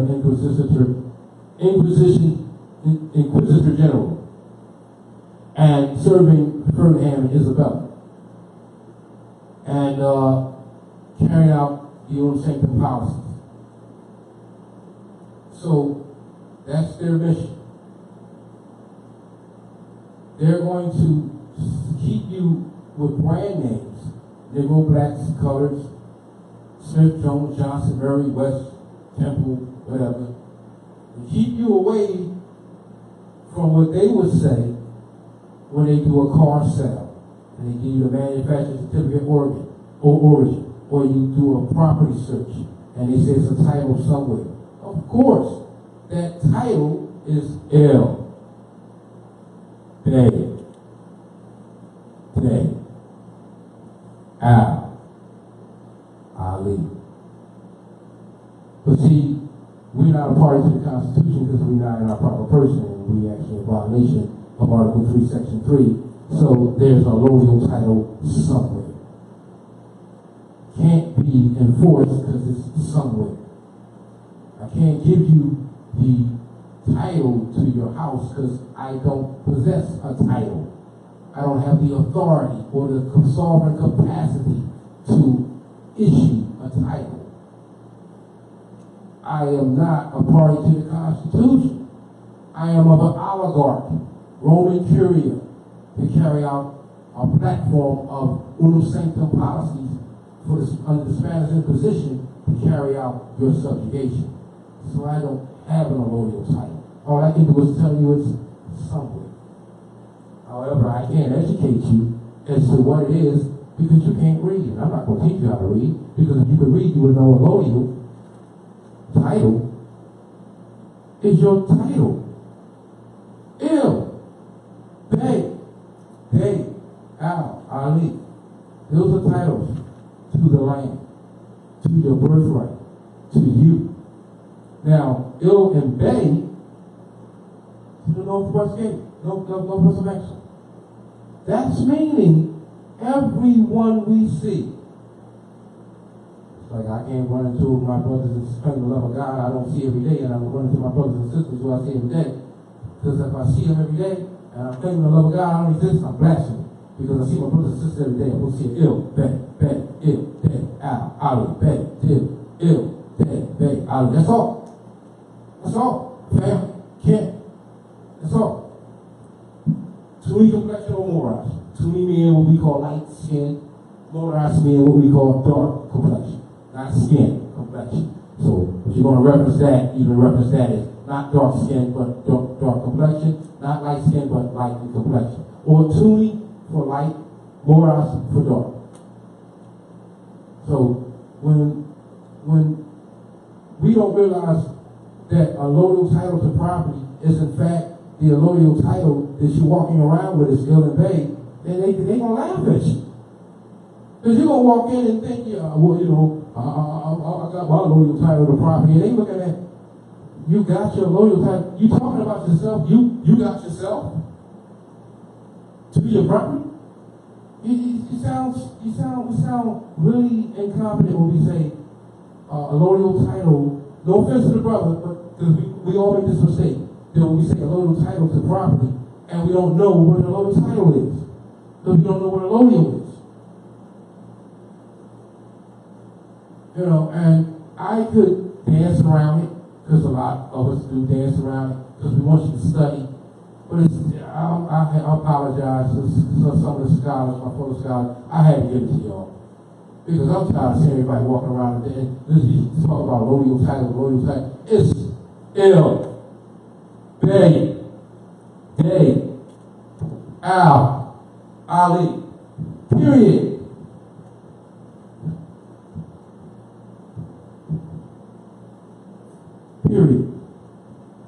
That's a allodial title.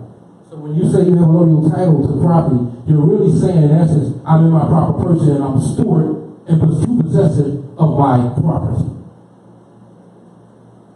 I repeat, if you're saying allodial title to property, in fact, what you're saying is I'm in my proper person, in proper persona, in true possession and steward of my property. And that's how it would be in a writ, when you can read.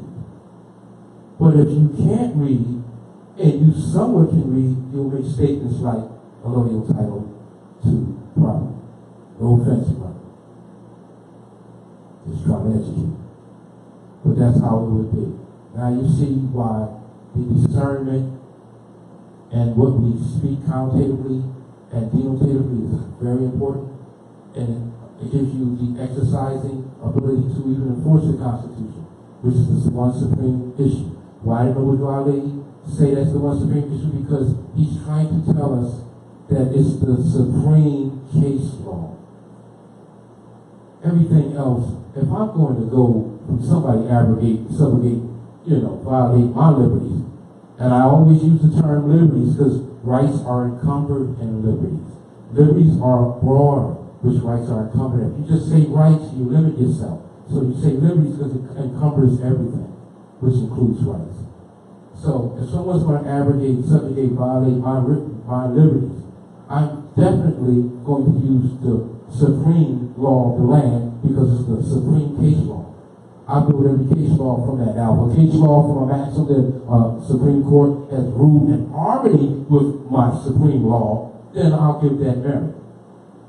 And I use the American law of these law books as opposed to the English law. However, I do examine the English law so I can be cognizant to the operation stacked against me. So, let me get in another word. We got this? We have a question Yeah. online. Yeah. So what would one call the land and its fixtures that they want to own outright without encumbrance? Say it again. What would we call the land? Yeah, so what would we call the land and its fixtures that they want to own outright without encumbrance? First of all, ownership can be looked at as a misnomer, as something under corporate auspices. You are a steward, true possessor. It is your birthright. You do not need to have something that that's a connotative linguistic by own something outright. Now, I just told you the allodial titles was they, ill, they, al, ali. I just told you allodial is free and unencumbered, unheld any. So it's not held. So outright See how she missed that whole point? Why would she make a statement to have something, how to own something outright, when I just told you the allodial title? This is why we're not comprehending allodial. Allodial is free, unencumbered. It's unalienable. You don't have to worry about something to be owned outright. It's already yours. It's unalienable. It's a birthright. It's your corporal hereditaments. The thing is, you're not probably, or if you are, and when I say you, I'm speaking all of us in the we plural sense, that we either are not in our proper person, meaning that we don't bear the allodial title to your land, to yourself. You first have to secure yourself before you can secure anything outside of yourself. Right? Now, Yahshua brought this, not to get too much in the Bible, those that are really astute in the Bible, probably more astute than I am. This mentioned and that Yahshua mentioned this. I think it's in Luke. Don't quote me. I think it's in Luke. I gotta check. That it says that he told us, that he brought us back our land. He told us that he restored us, and he said it in so many words that he didn't say a state, that he brought back what was lost. Now, you go read the Circle 7 Holy Huran, and you look at chapter 47, and you can see the outlines of our vast estate. So, both of these prophets were bringing back to connect you back to what we call a allodial title. Your connection to yourself, your birthright, your land. It is that. So to own something outright, you're saying you jumping back over on the color side. You want to be an owner or you want to be a loader? You want to be steward and true possession without being encumbered by anyone, or you want to be an owner under corporate auspices where you come under deeds, franchise tenant, and taxes. So you want to own something outright, you ask them for taxes. Don't complain when they tax you. I'd rather be steward and true possessor with my allodial title, attached to the land, and everything that sits above it, of the sky, and everything goes below it, to the ground, to the core. It's unalienable. It's a birthright. See, we first have to get the concept that we are mother and father of civilization. And there's nothing here but mother and son. Mason, mom's son.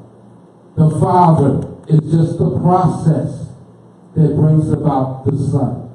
So there's mother and son here, and that was a mother who asked that question, was it not? That was a son who asked about the allodial title of the property? All right, well, son, you're beneficiary, just as I am, to mother, who's heir apparent.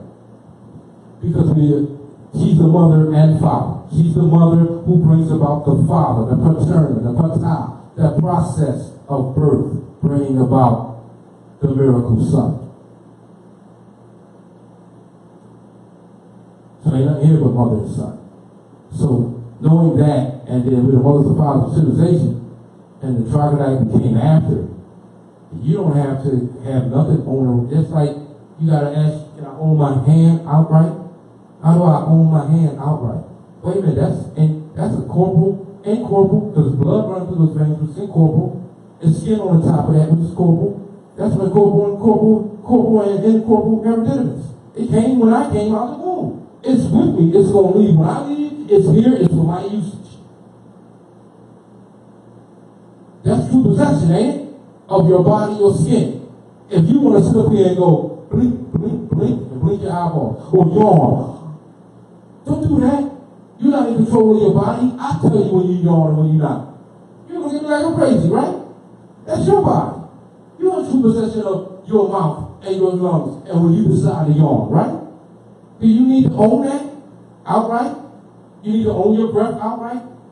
You need to own your. I'm gonna bring you in this counselor because she's brilliant. She's brilliant. She would tell me. She would say this first time. She would say, no, she's shy. She would. I told her I wasn't gonna put her on the spot, but I gotta share it because she gave me a lot of insight. So she would say, if this is your hand and this is your foot, would you walk around and let somebody tell you this is your foot and this is your hand? And so you're gonna, all right, I see you, because you let a homeboy, you're gonna flip up this way and you're gonna walk away while I walk away the upright. And I said, yo man, you shouldn't walk like that. That's your hand. Oh man, that's my feet. I'm walking on my feet. Walk on my feet. Sometimes I don't remember. I walk on my feet. No man, you walk on your hands. It would sound stupid, wouldn't it? So when we say things like that, not to be insulted, because we all make this mistake, brothers, so I'm not picking on you. We all do this. I'm just not trying to help. When we make statements like that, we are revealing to the modern European and those scholars, familiars who serve them, those converts, those who serve them, that we have lack of study, that we're not quite getting it yet. Because if you're walking around with an allodial title that demonstrates you're in your proper person, in full life, steward in true possession of yourself, you're going to bear that allodial title that says bad, ill, dead, Ali. Now remember, Ali, that's the proper that's stated to us. That's for the master. That's nothing of that title is usually preserved for the master. So if you take on the title Ali, you're calling master energy to you. And if you're not ready for that, you don't get smacked around. So stay with it, so keep it simple. Ill, bad. Why I say ill, bad? Write this down. Resolution 75. Especially for those that are up in the East Coast area, because it references the Philadelphia, when the ills and bays seek the homes of these areas, the land of these areas down the south, and make homes. So it's respected. It's a resolution. Not saying that it's something that you would use to stand on in your enforcement of the law. No, you stand on the Constitution. But that's a good reference. And also, when you know how to read, you can read and discern, to break down the discernment, because you can comprehend between what's feudal and what's colonial. And so when you see what's colonial, you can see, when you see the titles, you can make common sense. Your light bulbs should be going on. Wait a minute. Colonial titles is ill, they Ali now. So when they say it's a manufacturing certificate of origin because it's a title somewhere, oh, you're talking about the ill bay. Or I do a property search, title search, but there's a title somewhere. Oh, you're talking about the ill bay. Well, guess what? Here I am. Don't need a title search. The title is right in front of you. Here I am. I'm ill. That's attached to the land by blood birthright. And because of that, I'm steward and true possessor of not only myself, but everything that's hereditary, corporal and incorporeal, which would include property. So in action on fact, the allodial title to property would be what you're walking around with affixed to your appellation.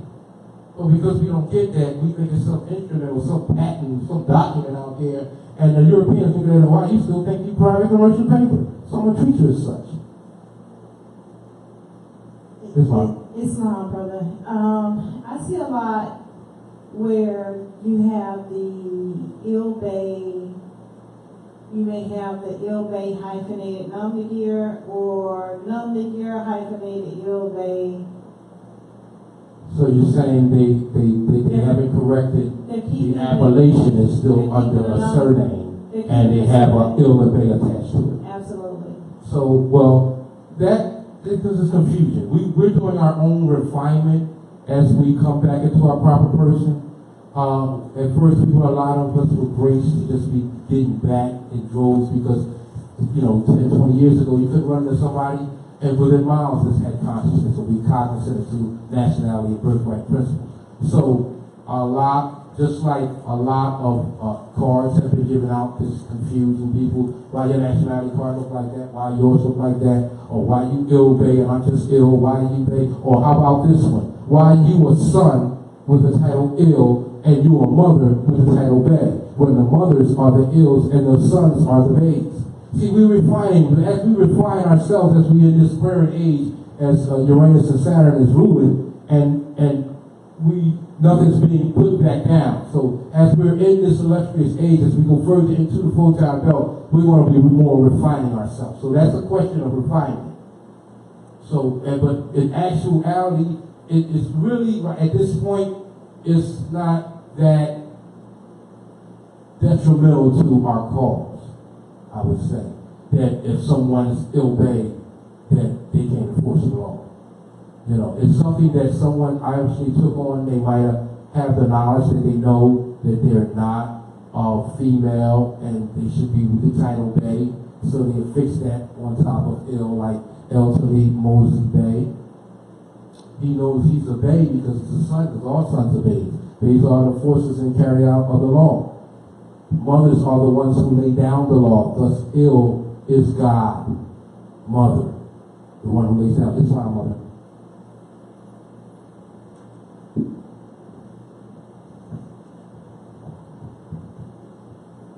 I'm glad she asked that question because I was doing my research before I got the courage to come in this class. I was doing my research with Tariq Bay, and there's a female, El Hair Bay. I'm not sure if you're familiar with her, but Her appellation again is? what is it? Her title was Bay, but her appellation was? It's like she has a title of her first name. I forgot her first name. And then it's Il. And then she had Huran Bay. Oh, ill Haran Bay. Oh. Mm-hmm. Well, she's ill first by being she's mother. Mm-hmm. And she's actually mother and father, so she can, you can, as mothers, it's your choice. You are ill and Bay. Because You will interpret and affairs. This is yours. Mm-hmm. It's bestowed upon me because I'm a degenerated woman. I'm son of God, son of Allah, son of you, and I have an obligation and a duty. Mm-hmm. But make no mistake, it doesn't make me supersede and I'll rank you. That's No. This represents you. Okay. So that's her name. I'm sorry. Right. So she's using ill and Bay, her name. and she might have cognizant knowledge that she's mother, and if she doesn't have any sons, or maybe she was titled Bay before she took on the ill. Some were titled actually ill that were sons, and they just noted their sons, they should have Bay, and they took on Bay. Like, I'll give you an example. Some of us go to the temples and get national, and they proclaim our nationality in an actual temple. And when we do that, these temples, being corrupt as they are, some of these grand sheiks will do that purposely. So we have to refine ourselves later because they're screwing up the mixture. You know, they'll say, knowing you a son, they'll give you ill. Knowing you a female, they'll give you bad. Just to keep certain kind of cliques together. You know, so keep in mind in our studies as we doing this, always keep on our dial plate that there's corruption all around us. It's been then, it's going on then, it's going on now. As the prophet said, those that were with him then are with him now, as you can see. Those that were against him then are against him now, as we can see. The proof in that is we are all the ancestors returned, are we not? So, descendants being ancestors returned, if I'm a good ancestor return and there was a bad ancestor return, he would be here too. He would be here as a converse or a troll to counter me. And my duty is to keep the law going and enforce it. So, yin, yang. So the answer is it okay or is it not okay? I wouldn't say it's something that is, like I said, it's not something that is really a hindrance in you enforcing the law. But not saying that it's trivial, because I just gave you the science behind it. So saying that you can refine yourself knowing that you are a mother, taking on your appellation and choosing your title, you would choose ill, knowing that knowledge. But if you chose Bay, it would be of your own preference, knowing that your mother, and you make first choice anyway. But the son should only be Bay. Al, if you have achieved great things and honor of the nation. Ali, reserved for the master. Day, Central, Southwest Mexico, which we call Central and South America. Bay Il, Northgate, Northwestern Mexico, which we call North America. And Canaan Land, which we call Canada. So everywhere you see, as far as the eye can see, indigenous, aboriginal, and indigenous complexion of Morasso either Tuni that signifies from the bloodline, through your bloodline, that you are Moabite, descendant of ancient Moabite and Canaanites, then you should be bearing the allodial title, Il, Pen, on the North Gate. That way you can enforce the law, because you have standing in law, you have now collectively the capacity and power of sovereignty, because as your nation, sovereignty resides, and now you can effectively carry out what the prophet intended for us to carry out. Islam. So let's start with another word, unless we have any more questions. All right, this definition is to a two-word term that signifies what kind of what I was just saying. All right, I'm going to read the definition. There is also a classification of rights with respect to the constitution of civil society. Let me read that again. There is also a classification of rights with respect to the constitution of civil society. All right? The right of persons considered in their natural capacity and capacities are of two sorts, absolute and relative. Absolute and relative. So that's unalienable. Absolute, it's like Islam is unalienable. Relative is because it's kin. It's allegiance of your forefathers and forefathers. It's your birthright, it's your family. But we say kin. So let me give you a case law one, or I'll give you a case law after. That term, just to speed up the process, because I don't want to take up too much time, so I can start speeding up this process.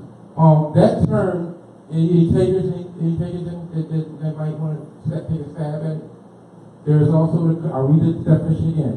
There is also a classification of rights with respect to the constitution of civil society. The capacity, the right of persons considered in their natural capacity and their capacities are of the two sorts, absolute and relative. What term am I referencing? This is a law. What law am I referencing?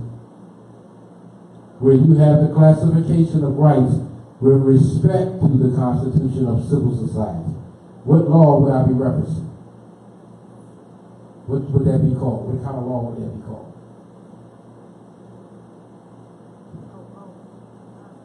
Constitutional law. Islam. Don't say it like you mean it. Don't say it with uncertainty. Say it again. Constitutional law. That is the law, that is the classification of rights with respect to the constitution of civil society. Now, when people are operating without a constitution, they're operating without principles, right? Divine principles, right? They're no better than animals running amok.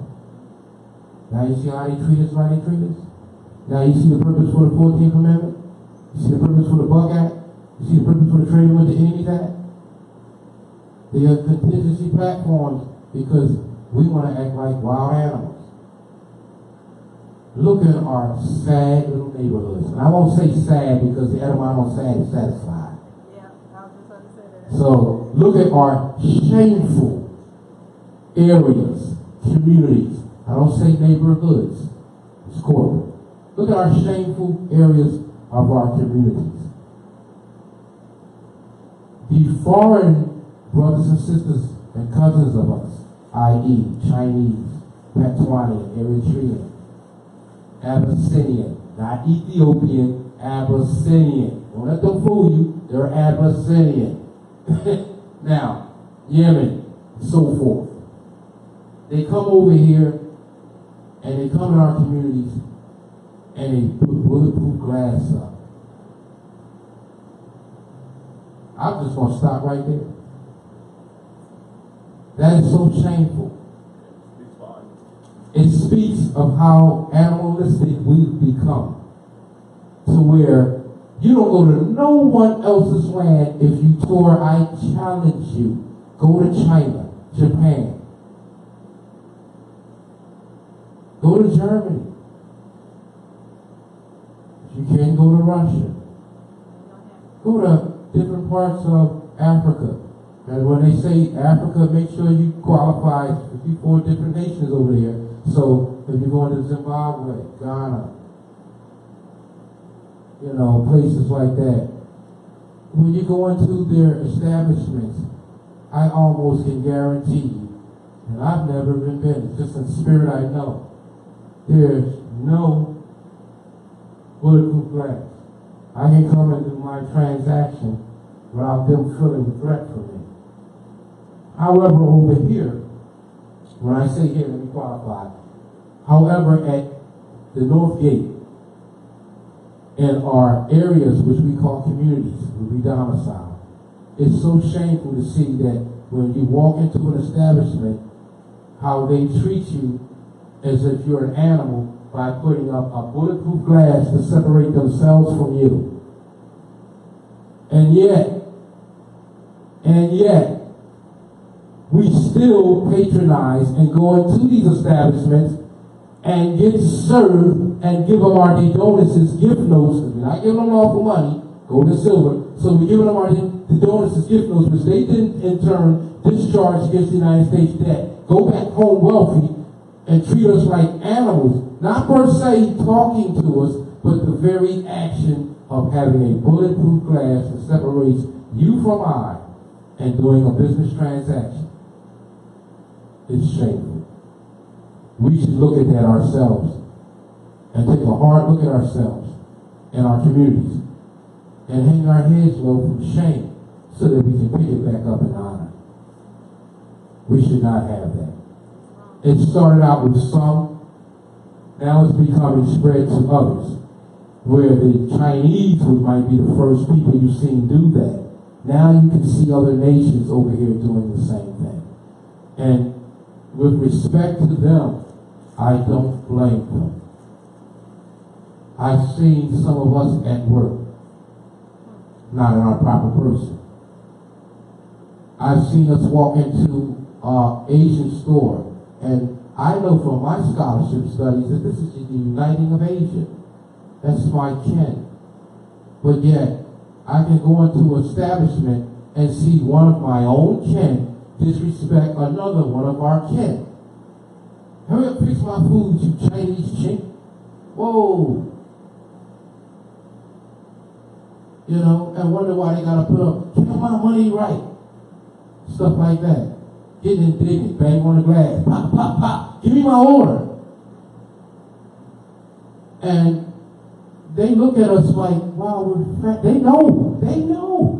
Everyone knows but us. They look at us, and my consort and I were in a hardware store being operated, allegedly owned by one of them. And we were getting some utilities, some stuff. And there was an argument that broke out between two brothers inside the store. And the Asiatic said, who was Asian, she was from China, who said, stop. We're all brothers. We shouldn't be doing this. And my consort and I immediately started to converse with her and to diffuse the issue that they were going through, to give her support, to say, yeah, we're all family, we're all kids. And it's shameful that there are those of us that just, and they say the boy in Ghana, they go in the store, hey, Poppy, what's up, Poppy? He's not your father. He's your brother. If you're going to go in the store, don't say, hey, Poppy. Say, hola, hermano. Hola. Hola, hermano. Hermana. That's brother or sister. And then hold the conversation back. You see what I'm saying? You don't go in a Chinese store and be disruptive. What's to say, if the internet is out, you can learn a little Cantonese, a little Mandarin. You can go in there and say ni hao or ni hao ma. you know, Suije Josa. Sing song Josa. What did I just say? I said, greetings, ma'am, or greetings, sir. Sing song, that's sir. Suije, that's ma'am. Josa, that's good day.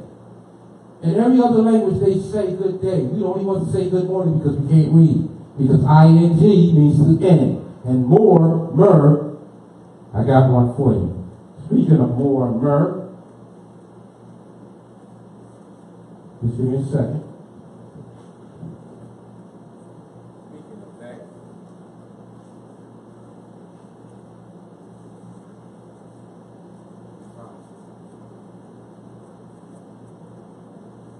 Right.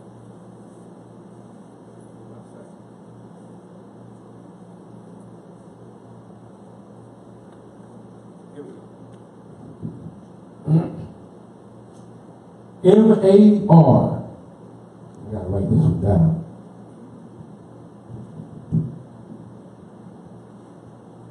The concept should be right when you're doing risk, because if you know you're a Lodian, you know who you are, and there are many different terms, so you can get tripped up the way these connotative linguistics trap you, as in saying good morning. Show you why you should say that. M-A-R, M-A-U-R. Now, I'm not going to write them all down, but I'm going to do as much as I can. M-O-R-E.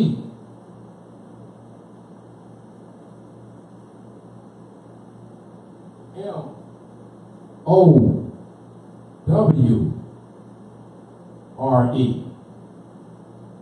M-O-U-R-E.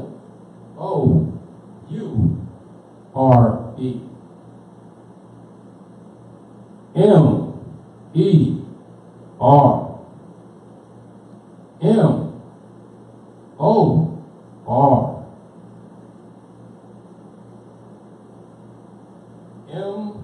M-O-O-R, which we use now. Now, I'll get into ETC. I'll get into, if we take more. Now, I just told you, I-N-G, end. It means to end. To end. The ending of something.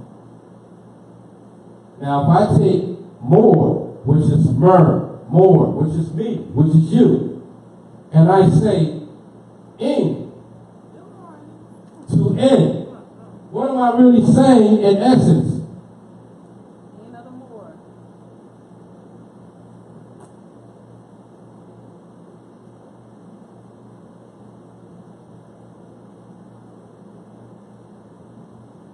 Can you read that for me? What am I really saying? Islam, you said in If I add plus mm-hmm. ing Mm-hmm. Translates to end of the Moors is good. Islam. Great rising. Now you see how we're rehearsing ourselves? Because we can't read, because we can recite, and we greet each other, and then we let others greet us that way. Here's a good case in point example. I'm going to give you this proof to back that up. I speak a little bit of Spanish. I fluently speak Spanish, write it, read it. I can speak Cantonese and Mandarin. I can speak Mandarin. And I noticed something in learning these languages and learning how to speak a little Italian and learning how to speak a language. I noticed that we are only ones, guys. We're the only ones that say the end of the Moors is good on our land. Como está? Hola, como está? Means hi, how are you? Signifying, are you good? Is your health all right? Nehoma, you good?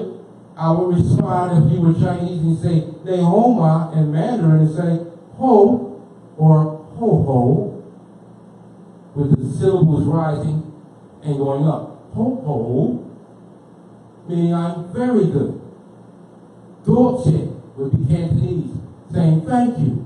So if I was saying in Cantonese, and someone asked me, how am I good? They would say, ni hao, and I would say, or ni hao ma, and I would say, ho ho dolce, which dolce is thank you. So my thing is to connect. I noticed that everyone around the planet is saying good day, or good health, or how's your health? Are you good? Not us. We're the only ones on planet Earth saying the end of the wars is good. Every day we go to work. Here's another one.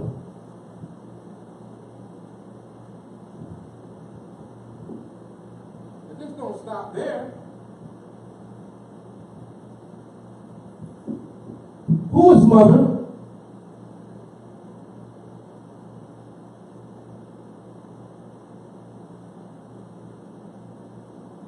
Eve, evolution,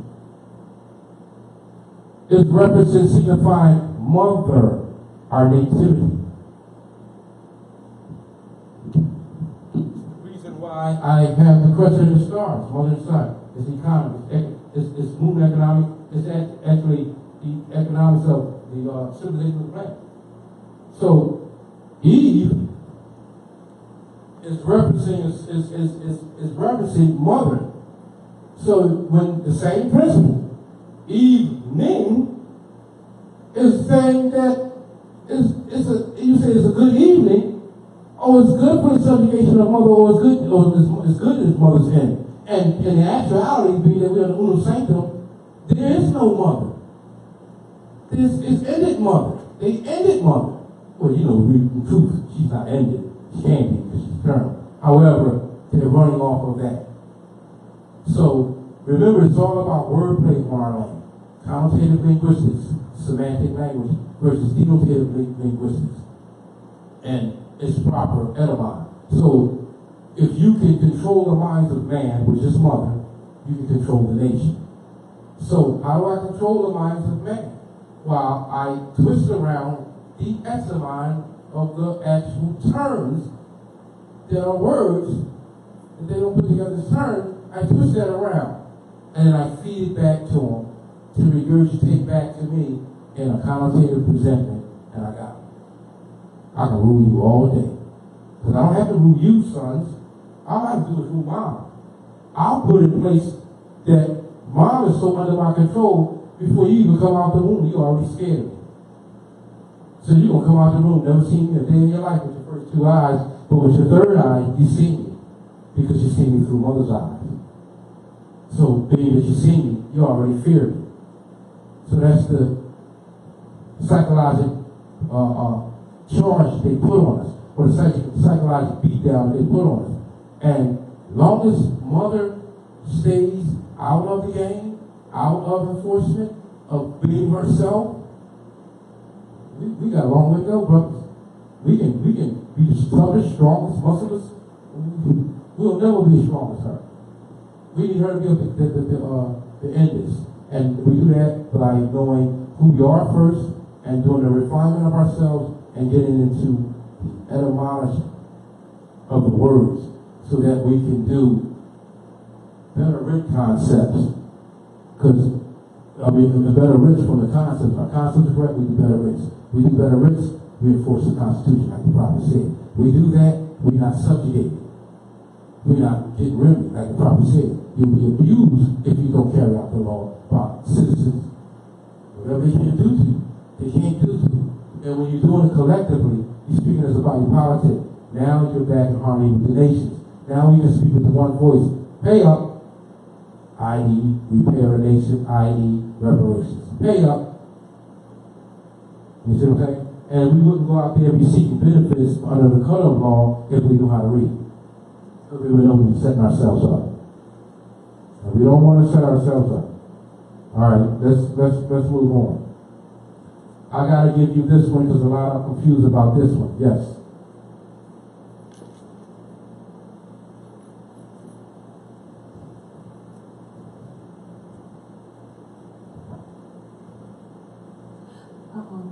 I wanted to know what you you still gonna give us the case laws for the words? Yes, the words that I've already given you, if you have them written down, can you repeat them back to me so I can go get the case law for you?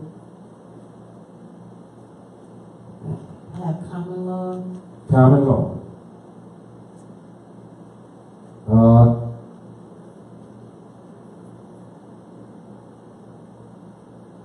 Let me see if I got a case law for common law. I don't think I have one for that particular one. Because the common law, actually, the case law would be the Constitution 1789, 1791 would be your ultimate case law for the common law. And Treaty of 1787, that's actually the case law for the common law. Treaty of what? Treaty of Peace and Friendship, 1789, 1787, 1789. That's the common law. Case law for that. Yes, this one. If someone hyphenates their appellation and puts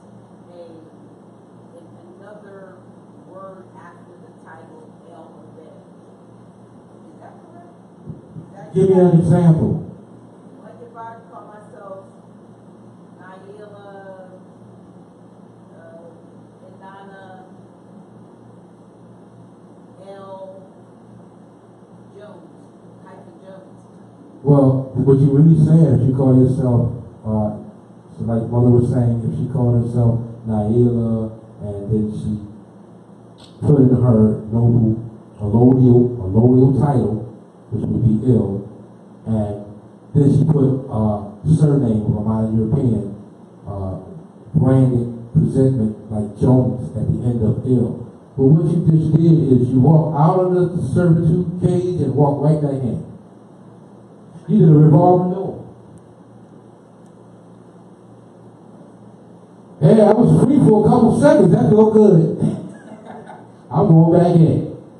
That's basically what you did, because you're taking on a surname, including, now all the surnames come from Orange, but however my Europeans are using a certain type of surnames, branded on them. I mean, not branded on them, but give them permission to use, because we have our own allodial titles.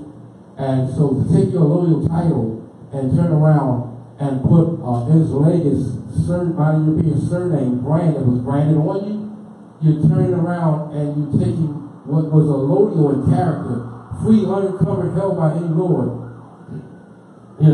giving you status in law. You just took yourself out of that, put yourself back as a corporation, because Joshua Jones or Johnson would be. You put yourself back as a corporation, and because you hyphened it to a scholar and someone enforcing law or subjugating law, they're going to see right through that. They're going to say, oh, you're going to come into a meeting room, guys, it's a court, that I know I'm pretending, impersonating as an officer in violation of Title 1891, Section 912, because I'm not a government official, because the United States is a corporation. So there are no government officials operating on our land. I repeat, there are no government officials calling themselves the United States of America that's legit operating on our land. This is common knowledge from 1861. Ain't been something none since.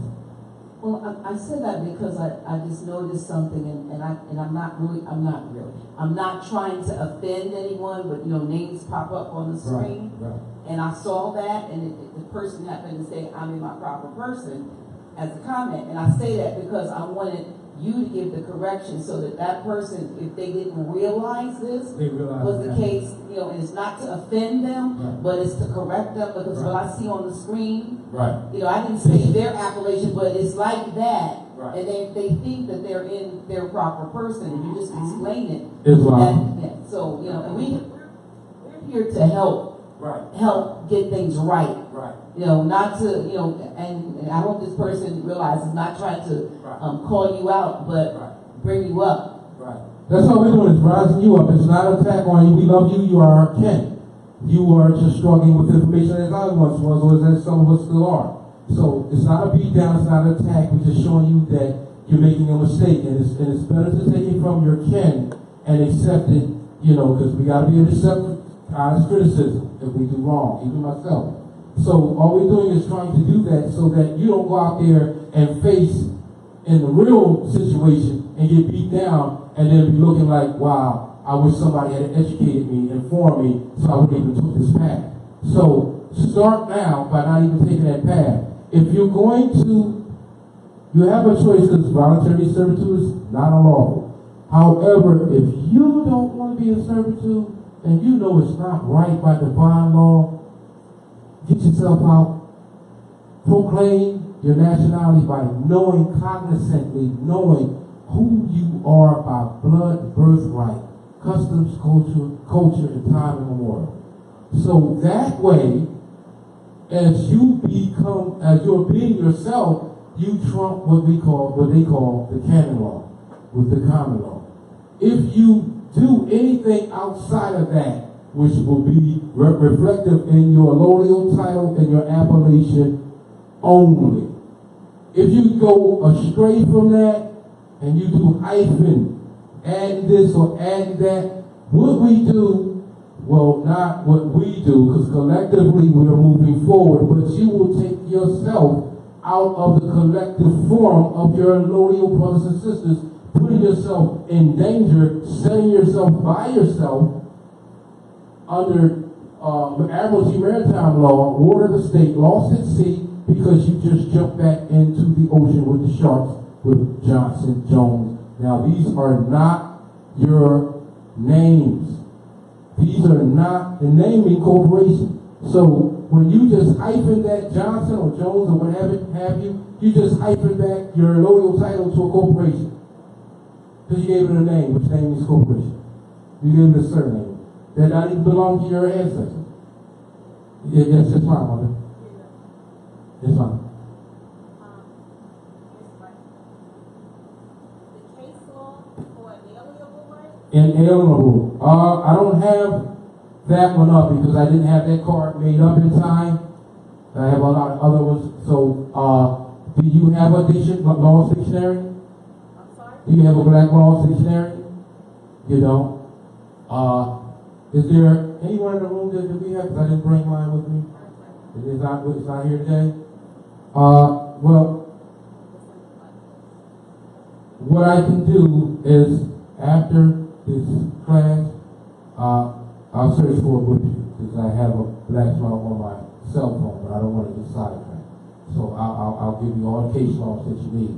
Forgive me. So let me the words that I am giving you. Let me stick some of the words.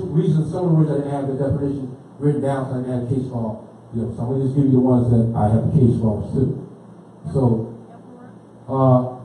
now this one is an easy one that you should already. The case law for did I give you the case law for person? No. All right, there's a case law for person. You know, because it deals with the corporation as used in the 13th Amendment. Of course, remember the supreme case law that you're going to be using as the Constitution. But these are all case laws by certain venues such as state and federal and Supreme Court. All right, this is a case law, Church of Scientology. Those that need to spell Scientology is capital S, lowercase c, I, E, N, T, O, L, O, G, Y. So that's Church of Scientology versus the U.S. Department of Justice. Beginning parentheses, 1979, end parentheses. Space, 621, period, F, period, 2D, the letter D is David, period. That's 2D, period. 417, comma, 425, period. A case law that was argued that a corporation and its legal terminology is perceived as a general word normally includes in its scope a variety of entities other than human beings, thus showing you that a person is not a human being. So when somebody calls you a person, they're saying you're a corpse, you're fiction, you're dead in the eyes of the law, you're civil and obtuse, you're black, you have no standing. All that is saying you're a person. So it must be qualified, because there's seven descriptive meanings to the term person. So it must always be qualified. If you're going to say you're a person, put natural in front of it. You're a natural person. So it's qualified. So that takes it away from being a corporation. Now you're referencing and you're speaking of the live being yourself instead of just person in a corporate fiction. You don't want to do that. So that would be the case law of that. Yes. Are those letters lowercase or uppercase? Which letters? Well, you said. Church versus Scientology versus, of course, that's normal grammatication. Yeah, that might. And versus of the U.S is capitalized. Right. And department, of course, the normal grammatication. And justice, normal grammatication, capitalized J, lowercase u, you know. No, I'm talking about after. Oh, the numbers would be in parentheses 1979, in parentheses 612 period. The F is capitalized period. The 2 is next is a space, then is a 2 and a letter D, which is a lowercase d, and that's a period. And then of course the numbers 471, a comma, and 4225. That's the case law for when you want to use that in support of the supreme law of the land Constitution. Because it's going to cover you being a person. When you use Article 3, Section 2, you have to be enforcing the diversity of that you're not a person, that you are, in fact, in full life, a divine being, a human being, as distinguished from that which is fake, i.e. color. So that provision is already in the Constitution by way of Article 3, Section 2. So when you're enforcing that concept should be in mind with your writ. You see what I'm saying? Now, I say this because I keep coming back to the cause of action. That's why I'm doing this vocab list of writ concepts, because it's going to help improve our cause of action of our concepts of right. Our cause of action is something that you put down to make them know or notice why you're taking this approach, why you're taking this action. What caused you to take this action? You were violated, you were subjugated, your liberties were violated, which caused in such a manner that you had to do a precept and letting them know or notice that they abrogate my liberties, which are secured and protected by way of the supreme law of the land. So the enforcement of it, being I'm a party to it, having standing in law, being a proper person, I send that in my cause of action. Now I do my cause of action with DOT of linguistics because I know the etymology. I'm not just reciting, I'm reading. And so now I'm taking out emotion. Now the case laws that usually support your claim in your legal argument is already set forth. They start the sites of res judicata. If it ain't broke, don't fix it. What we need to fix is our cause of action. How we speak without emotion, without law in our cause of action, so that we can be more effective in our writ. And in our proper person, we need to know, because the writ speaks from the very beginning of the page, from, like, I'll give you an example. You've ever seen a writ, you'll see the Moroccan flag, 10,000-year-old flag, and you'll see the Continental Congress, the Continental United States, which sanctions the banner, which is the Stars and Stripes.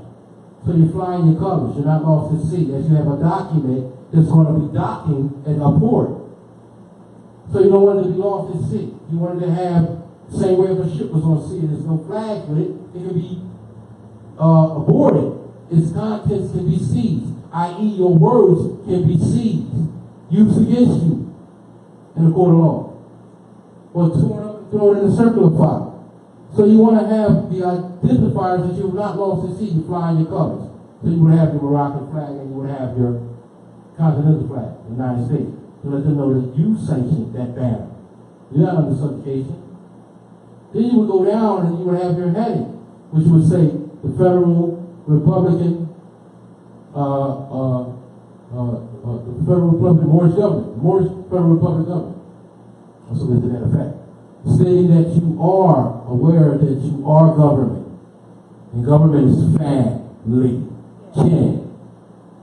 So when people, look out there and say, oh, what's government? Government thinks, government's not nobody sitting in no building, no seat. What government? Government is kin, family. It's governing the mental. You have a right to self-govern yourself.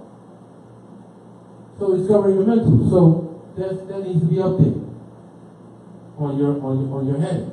Then when you get under that, you will go societies A.L. Americanos, societies republicae A.L. Americanos. That's the Latin term that will be written on your top of your writ to show that you are the Republican Society of Moors. Societies A.L. Republicae Americanos. I'm not Americanos. I'm not saying it wrong. I get tongue-tied. Which is Americanos. Amaracans. Short for saying Amaracans. Moor. So you really, that's the same, it's the Republican Society of Moors. So now that they know that you are government, you're just a government by way of your nation, which your sovereign capacity lies, because you're a Republican Society of Moors, Moroccans. Now, under that, you would then indicate whether it's going to be an affidavit of fact or precept. Precept being a writ, it doesn't have to always be an affidavit of fact, because if I'm doing a letter of rogatory, that's not exactly an affidavit of fact, but it's a precept. It is a writ. And so now you get into the different types of writs you're going to do. Like, for example, writs of freedom, writs of liberty, writ of mens rea, writ of rescind signature, writ of error, writ of what's the one that I use? Writ of respondent. Not respondent, excuse me. It was one that I did for correction, for domestic and non-domestic, to do some clarification so that they wouldn't assume that if I put non-domestic on a document, then I'm saying I'm not home, because domestic means home. So sometimes we say non-domestic and non-subject. So I just wanted to make sure I qualify it so they don't take no assumptions, because they're in the business of assumption, of assuming. So let's say now I got an affidavit of fact, writ of mens rea. Mens rea means guilty mind. So I got an affidavit of fact, mens rea. So that what I'm dealing with that writ will be dealing with everything that deals with someone abrogating my liberties with a guilty mind. Whether it be bias, partial, that's without due process. Whether it be misclassification, misrepresentation, conversion, they would all be considered a guilty mind carried out by unclean hands for someone with mens rea, guilty mind, in order to carry out their own benefit. So that would be a writ of mens rea. That's how it would look. After all of your heading, you would have the affidavit of fact, mens rea. Then under that, you would go into the body of what that is on your legal argument. However, before your legal argument, you must say why you consider a writ of mens rea. So that would be the section of your cause of action, where we always make the mistake. Because we throw emotion in it, connotative linguistics, so we're mixing allodial with feudal, things that are of allodial argument on a colorable feudal platform. And when they see it come in, they throw it in the trash. Like, I'll give you an example. When you see them impersonating, they call themselves police officers. They didn't vote themselves in. No one voted them in. Here's a definition. Not for that. They're bound anyway. Whether they are impersonating or not, they're bound. This is how they're bound. All politicians and officers of the courts of the Republic of the United States of America Notice I said all politicians and officers of the courts of the Republic of the United States of America. I didn't say meeting rooms disguised as courts or de facto democracy venues. No. All politicians and officers, if they're going to call themselves this, if they're going to take on this position and title, then of the Republic of the United States, which they should be, because Article 4, Section 4, Republican form of government. Now, if they're going to do that, now I'm going to finish reading the definition so I don't confuse anyone, of the United States of America, where I left off. And all federal and military officers and all state and municipal, this is the wrong venue, municipal officers, sheriffs, mayors, councilmen, freeholders, and policemen, etc. And policemen. That means, because the United States is a corporation. And we ordained and established a corporation, and then it just got corrupt. So there are policies for corporations. Policy enforcers are for corporate laws for people. Divine laws for people. Now, they are bound by law to support and defend the Constitution. 1791, which would be the organic Constitution. Now, this standard oath must be made as a public record. And what do we call this when we go look for it? And it should be looked for and should be asked every time we have to deal with a armed mercenary disguising himself as a government official or a magistrate, minister, or clerk disguising himself as a judge. We must always, because it states that all politicians and all officers of all courts, so-called courts, and all courts of the Republic of the United States of America, which would be the shore, and all federal and military officers, including, which would be sheriffs included, mayors, councilmen, freeholders, and policemen who carry out corporate policies for corporations. They are bounded by law to support and defend the Constitution 1791, which is the organic Constitution, and this standard oath must be made as a public record. What is another way for saying, when we go for them, what do we call that? What do we call that oath? That they're bound to. Yeah, what do we call that oath that they're bound to? Now that definition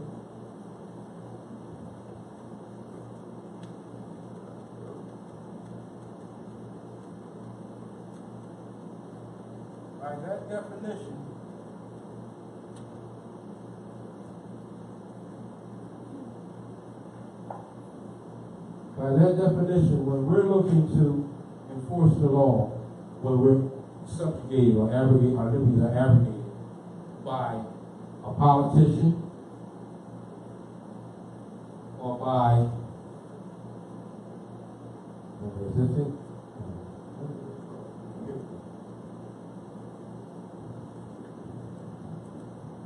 a politician or by an officer of the court. Now, an officer of the court would be what you consider an attorney of the Crown Temple Church, a barrister associated member of the Crown Temple Church, and fostering as with a title of nobility as a layman, lawyer, but the attorney, barrister member who cannot they cannot seek an office of nobility on our land because it's a conflict of interest because they're from another land. So they can only do it in Britain. You know, they can be in the British accredited registry, that's what bar means. British accredited registry. So it's British, it's not American, although they'll say American bar. So they're saying American British accredited registry, which is a misnomer because if you say the Al-Moroccan British accredited registry, we're not a part of the Crown Temple Church.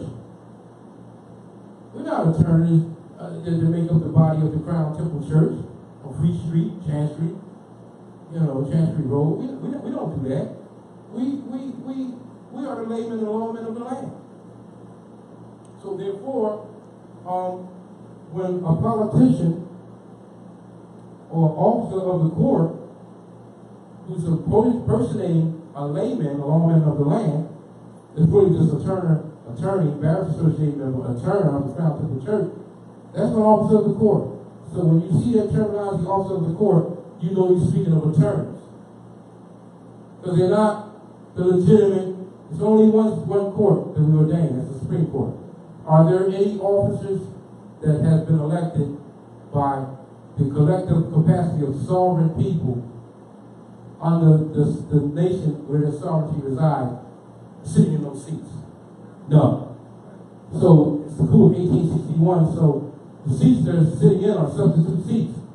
So they don't have titles of nobility, but yet they are calling themselves officers of a court, which are attorneys.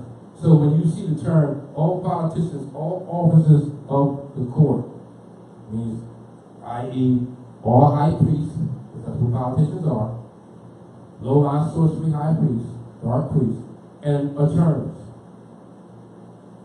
You know, that's what it's now. Because if you were dealing with politicians, now this is the law. If you're dealing with politicians and real officers of the court by way of the Republic of the United States of America proper, and the military and the federal officers and the state and municipal, because there's a provision in the Constitution that sets up for municipal for corporate officers only. Now these municipal officers apply to that too. Now say it also represents the sheriffs, mayors, which are really CEOs of the corporations disguised as mayors, and the councilmen, freeholders, and policemen. But here's with the law being the law. Here's where you ground it. They are all, whether de jure and also most definitely by way of de facto, you're bound. Why are you bound? Because you took that oath of office. Whether you sit in the seats of fraud, as a fraud, and the seats of government as a fraud, you still sit in a seat of an office under the auspices of being government, which you're not. So you're still bound. You're still bound by oath of office. You know, and so with that being the standard, and it should be made public record, and they're held to that, that should be in our writs at the top of our dial plate. Not in our cause of action, but in your legal argument to support your cause of action. That you have an oath of office. If you're going to take on a title of nobility, you must validate it. If you're going to sit in office under the auspices of it being validated, then you cannot be partial. You cannot be biased. Because there's provisions in the supreme law of the land, the Constitution, that secures and protects those liberties. So that's what the concept you would be when applying to a writ when you're going after their oath of office. Because they're bound. You know, you have an obligation to go after that, and they have an obligation to furnish you with it. Yes, Islam. Islam, could you explain the type of risk that will be used based on certain situations? I know you mentioned the writ of rescinding of signature. There are many writs. Now, to be specific on a writ would take a whole class in itself because there are many writs on both sides. You get a library card statement, that's a writ. You get jury duty, that's a writ. It's a precept on their end, colorable, a private commercial paper, however, it's still a writ, it's still a precept. Jury duty, precept, writ. So, they're doing writs by way of bills of presentment. You're doing writs by a loyal character to enforce the Constitution. Writs of freedom, writs of liberty. So there are many different writs. So before we as a people get caught up in the different writs, we got to apply it to the situation. Now, let's just use our common sense. I'm going to go around the room and I'm going to say a situation that warrants a certain type of writ. You were foreclosed, allegedly foreclosed on your home. So the writ there's a multitude of writs that you could apply, that you can enforce. But a writ of discovery and disclosure would be your best best path, because if they're doing a closing, is to close others out, forbid any others to thereafter enter in. It's closed, it's done. To go to a foreclosing is to go before that closing. Now you see the fraud? How can you go before something that's already considered closing? So if you went to a closing and it's to forbid any others to enter into that contract, it's closed. How are we going to now go to a foreclosure? Well, to a studied scholar, they know they already foreclosed and they signed because they hypothecated you through the womb of your mother because she got married under that marriage certificate. This is what I did in the last class, to show everybody that marriage certificate is the supreme bank bondage that's holding us to servitude, and everything hypothecated from that bank bondage from the womb, whether we correct our status, is going to determine whether we stay in servitude or not. You know, well, I didn't get married, but my mom didn't get married. Did your grandmother get married? Did your grandfather get married? Did their mothers get married? Somewhere down the line, there's a marriage certificate somewhere that's hypothecated got you a bondage. Real. This is the thing that they set up. You know, they only did the birth certificate after they, was getting in trouble, milking that marriage certificate because the little bourgeois shut it down. 1928. He shut it down. He crashed it in 1925 and crashed again in 1928. Because he was doing it. He learned the comptroller of currency. There's the currency going on here. Shut it down. They say, man, if these Moors find out, and then they Moors, and they find out this and that, we're going to have a problem.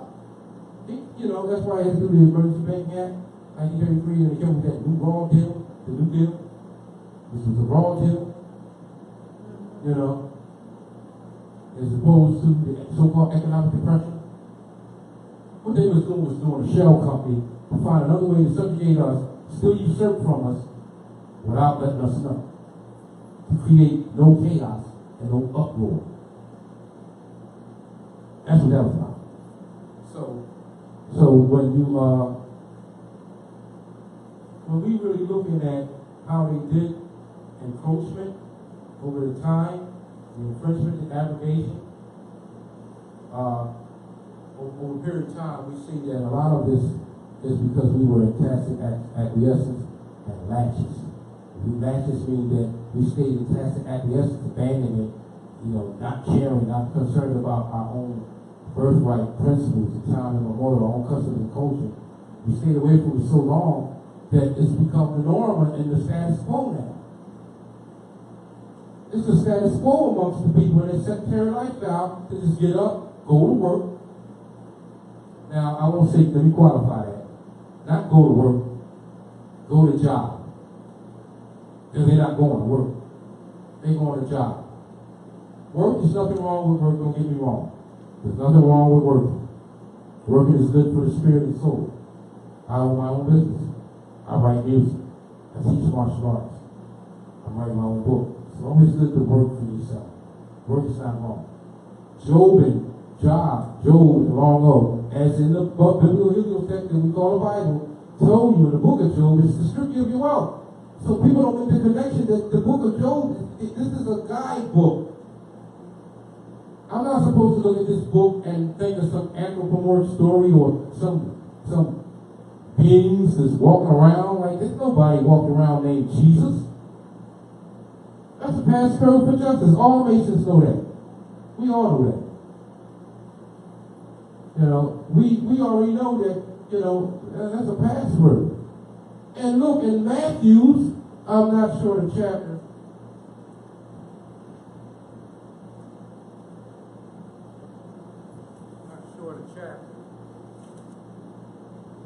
But I know it's in Matthew.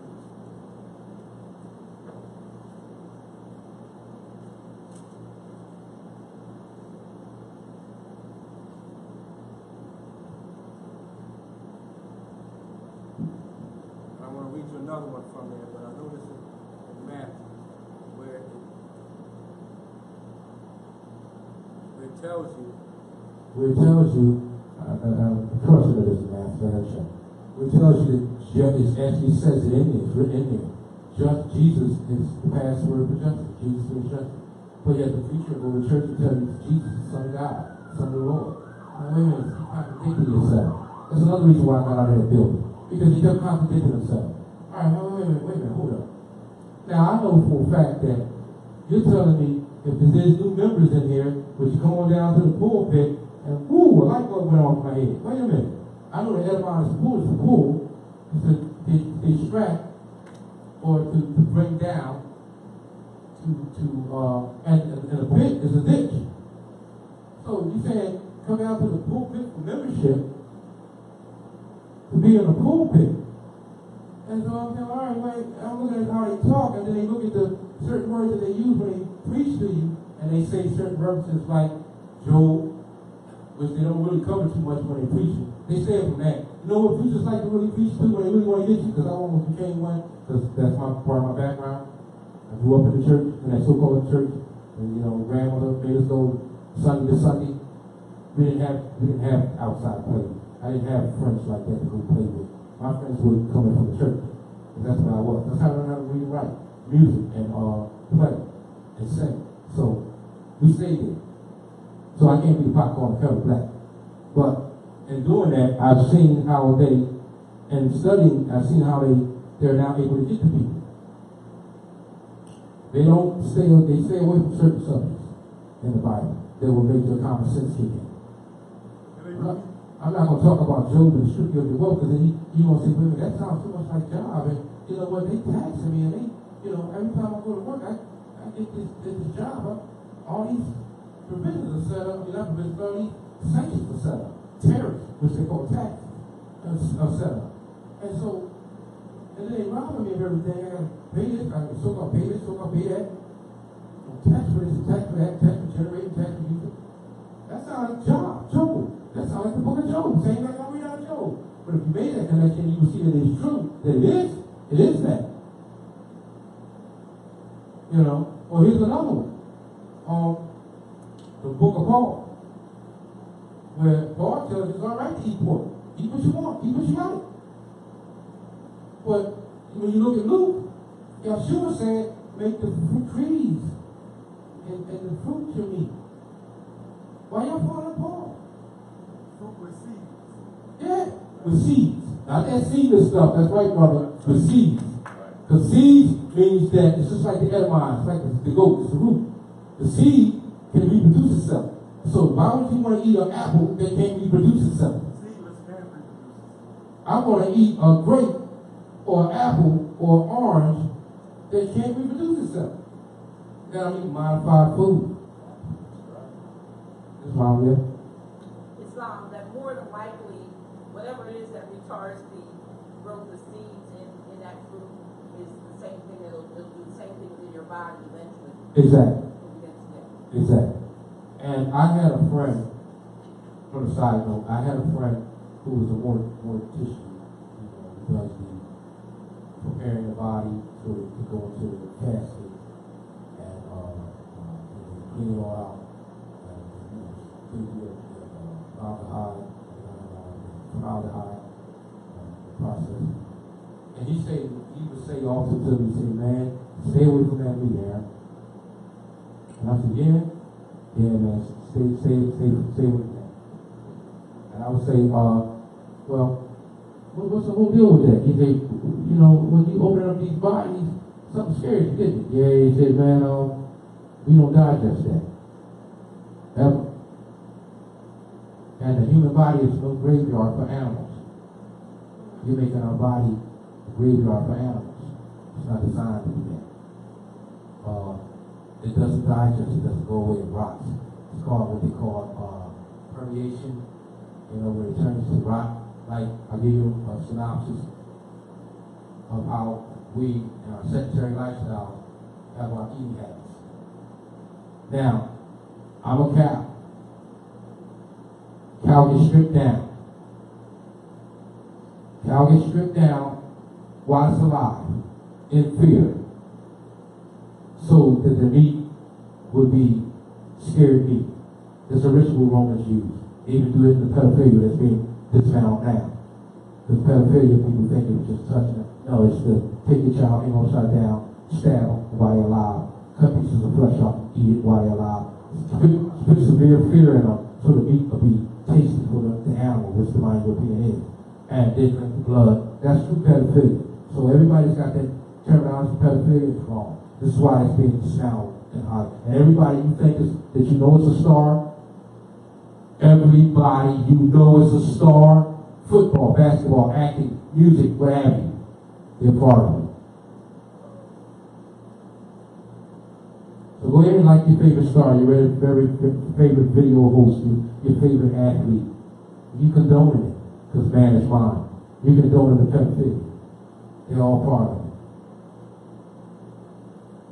I can stand here today and say I have proof by using myself. I just told you, I learned to sing and write music in the so-called church all my life. So I'm a producer. I was signed to Touch of Jazz, affiliated with them, meaning that I did work with them. So people that you know that's affiliated with Touch of Jazz from all the way from Kendrick on up, Georgia on up. Also, I've had the opportunity to be with other labels and do work with them. And so I came from the bottom of the independent level to the top of the independent level to the bottom of the majors. In order to excel further in the majors, I had to compromise myself. Meaning that I had to either be a part of the Harvard Black Boule, which was created by Harvard. I can't be a part of the Skull and Bones because that's Princeton, that's where European. But we hold it a Black Boule. Meaning that I had to give up my manhood, sexual rituals, so you had that over my head. And then I got 7 years to find them somebody to go in my place to kill, so they don't kill me, because I took the blood oath. So in 7 years, if I don't give them something, i.e., that's why you see some of the entertainers, family members go.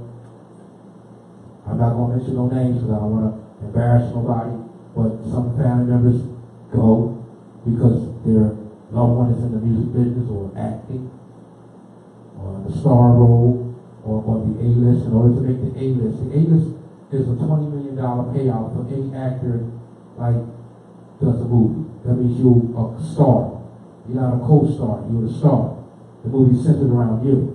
You're the star of the movie. That means you're on the A-list. So when you see Gwyneth Paltrow or Angelina Jolie acting in a movie such as Tomb Raider, you know she got on the ground and did her business to get that role. She's also part of the pedophilia ring too. Some of the people you'll be most surprised that it's part of that. But not to get off subject, because that's a long story to tell. What was that? Bring back the point, Mom. Foreclosures, writ of discovery and disclosure. Oh, the different types of writs. The different types of writs. The reason why there are multitudes of writs, because there are multitudes of actions. There's multitudes of subjugation, usurpation, multitudes of abrogation, subjugation of your lienable, unalienable liberties. So there has to be multitude of writs to counter. But don't get too hung up in the writs, because a writ can simply be, like I told you with the mens rea.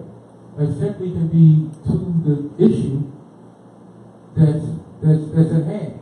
I say, if you're facing a foreclosure, so-called foreclosure, you know that it's a dead pledge. You should know that a mortgage, meaning dead, engagement, which is gauge, so you got a dead engagement.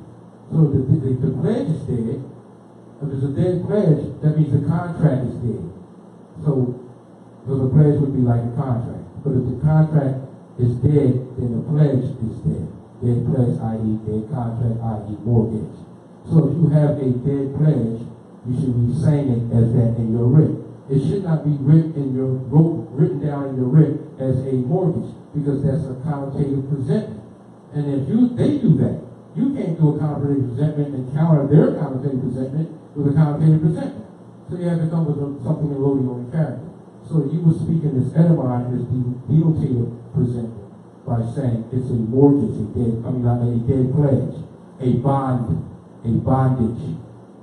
not a mortgage. And then a lot of people are finding out that they don't even look at the paperwork that they have when they have homes. Now, I was told when I acquired my home Aaron, hold on to these files, because as you stay over the years in your home, this is going to get thick. You might refinance, they might change it, so this is going to be thick. And I thought that was odd, you know. You mean to tell me, brother, that this packet is going to get thicker over the years that I'm in this house? Now wait a minute.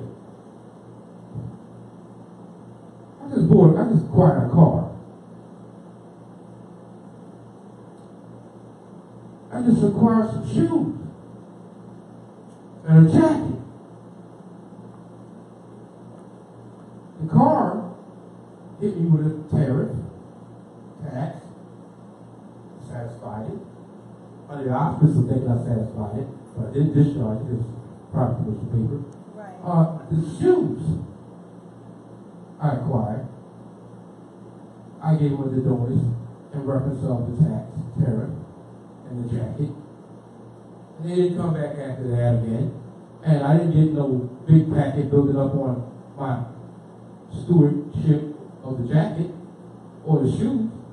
Every time I turn around, I got something coming in the mail, and I got to add to this file over here because of these shoes I keep wearing every day. Or the jacket I keep wearing every day. But however, house got a packet this big. It keeps coming. Red light. Some fraud could be going on here. Number two. All right, that's thick now. I'm gonna put it over here in this corner. I'm gonna go about my day. I'm gonna go to Job. I'm gonna do everything in my sedentary lifestyle, gym, workout, vacation. This sitting in the pile piling up. Oh man, I need some change. I need to refinance. I refinance and I add that to the pile. It piles up.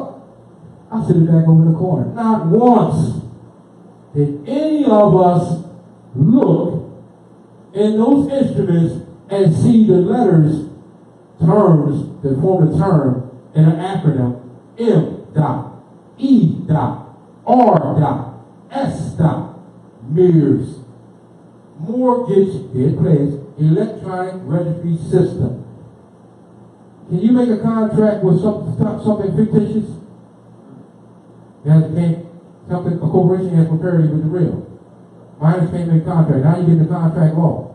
You can't make a contract if you're a minor, if it's not full disclosed, if all parties aren't identified as others. But then, according to contract law, it fails because I wasn't disclosed that you was going to be handling my so-called contract by way of electronic registry system. When did I consent to that? I did. So being that I didn't consent, being that I wasn't fully disclosed, I have a right to discover. And in that right to discovery, I want to know, why are you doing an electronic registry system and it's supposed to be a contract with two live beings under contract law, two live parties? So wouldn't that make that dead pledge and that contract void? Yeah, it would make it a defective writ.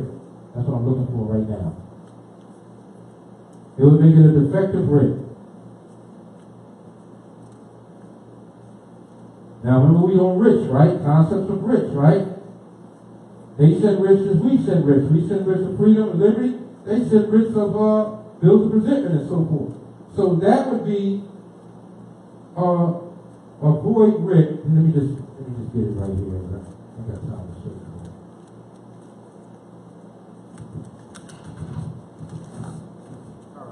And I'm going to give you the case law with this so you can write that down. All right. Now, a writ may be void because it is defective in its language. It's defective in its language. So, that means it's not fully disclosed. It's defective in its language. You didn't give consent. In contract law, it must be consideration, offer acceptance and consideration. You didn't give consent. It's defective language. They push forward, they proceed. So, because the court had no jurisdiction to issue the writ, the clerk of the court who issues a defective writ Now this is coming when they issue writs like anything. Jury duty, that's an effective writ. A summons for a suit, alleged suit, putting a charge when there's no money in operation and circulation. It's an effective writ. There's no full disclosure in a water bill, so-called water bill, electric bill, or gas bill, because they really are statements of account. It should say statement of account to be discharged, sent to the Department of Treasury. Sent to the Department of Treasury. No, instead it says bill. Then it asks you for the donors. But it's not asking you for the donors because it didn't use the term the donors. It said pay. And when you use the terminology pay, you're signifying one has money. Lawful money. Because all debts are payable by lawful money. Article 1, Section 10 of the Constitution. So you're saying pay, now you're signifying I have money. So when I send you the FRNs, you still say you didn't pay. You gave me a gift, IOU note, that I'm on discharge against the debt back to you instead of the Department of Treasury, and you still help with the debt. But you use the term pay to signify that you had money. So what's your argument? So when those bills of presentment come in, bills of attainment, letters of marque, all against the Constitution, when they come in, we don't say it as that because we can't read. So we take and we give them the donors and the FRN, and we send it to who? Who do they say pay to the order of? The water department, the gas company. Pay to the Pico Supply over here too? No, Delmara. Newsflash, Delmara, Pico, same. They all come to the United States utility as far as electric and energy service. How I know, there's a lot of others involved. You would never suspect a tree company to be involved in the fraud. But all of these smart meters that they put on people's houses, Asphalt Tree Company, I'm in a lawsuit with them now. Asphalt Tree Company. You don't even got, what do you got to do with them? But see, if I'm sitting aboard and my cousin's sitting aboard of this company, and my brother's sitting aboard of that company, we can throw business around all of us. Nepotism. We can throw business around all of us. So we know that's a defective writ. If a criminal court issues a defective writ, or one not authorized by the court, which is to be a competent tribunal, is liable. And so is a judge who orders this writ, which he had no right to issue it because they don't have jurisdiction. Mother, the case law for that is big torts. B-I-G, capital B, lowercase I-G. Torts is in all lowercase, T-O-R-T-S. 128.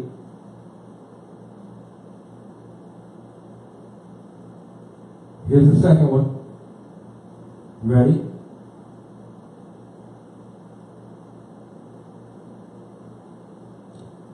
Let me know when you're ready.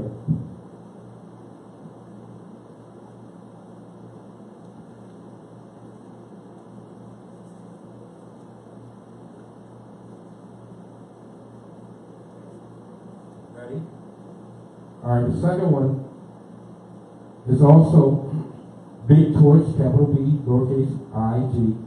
This time the T is capitalized in torts. T-O-R-T-S. You're going to set a space aside, and 122 is the number.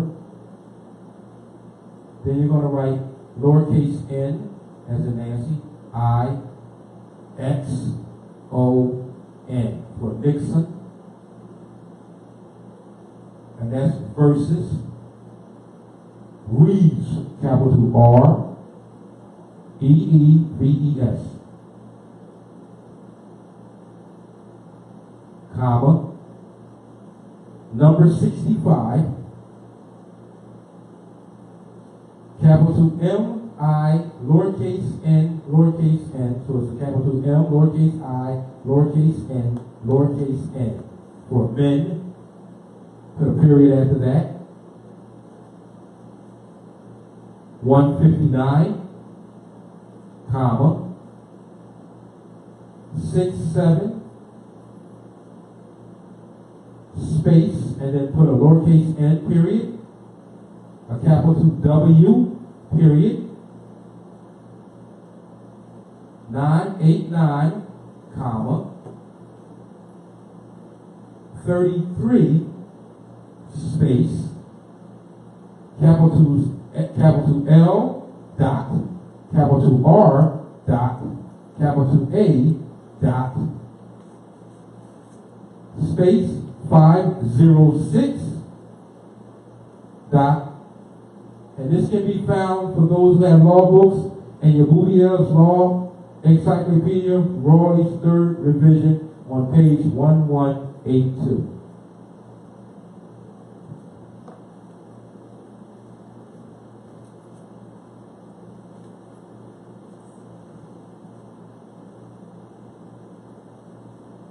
This is one that we tend to let slip, a definition that we tend to let slip over on us. And we give this to other, that don't need it. So I got 10 minutes, so I'm gonna try to wrap this up with this last one, then we can, any questions anybody has real quick, we can try to get them out. Alright, it's a noun, and the definition is an aboriginal or one of the various copper complexion natives found on the Americas, which means the American continent, because it's two, and history of the Bible.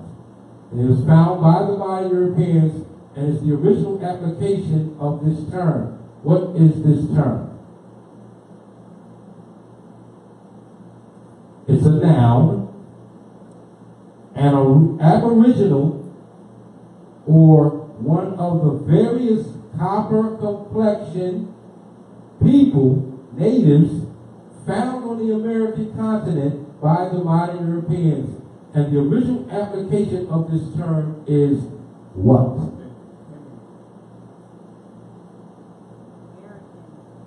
Say it again, mother. Say it in the mic, please. American.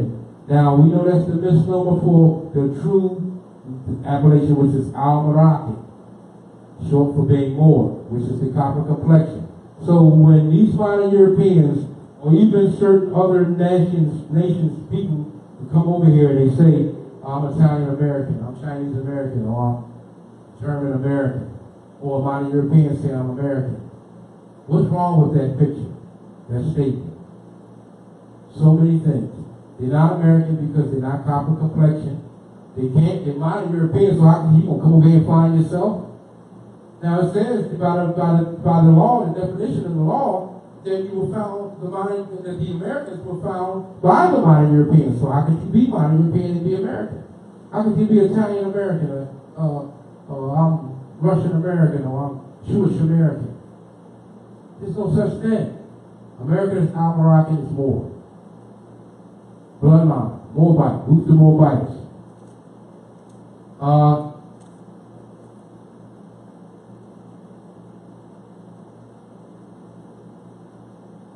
Just a second.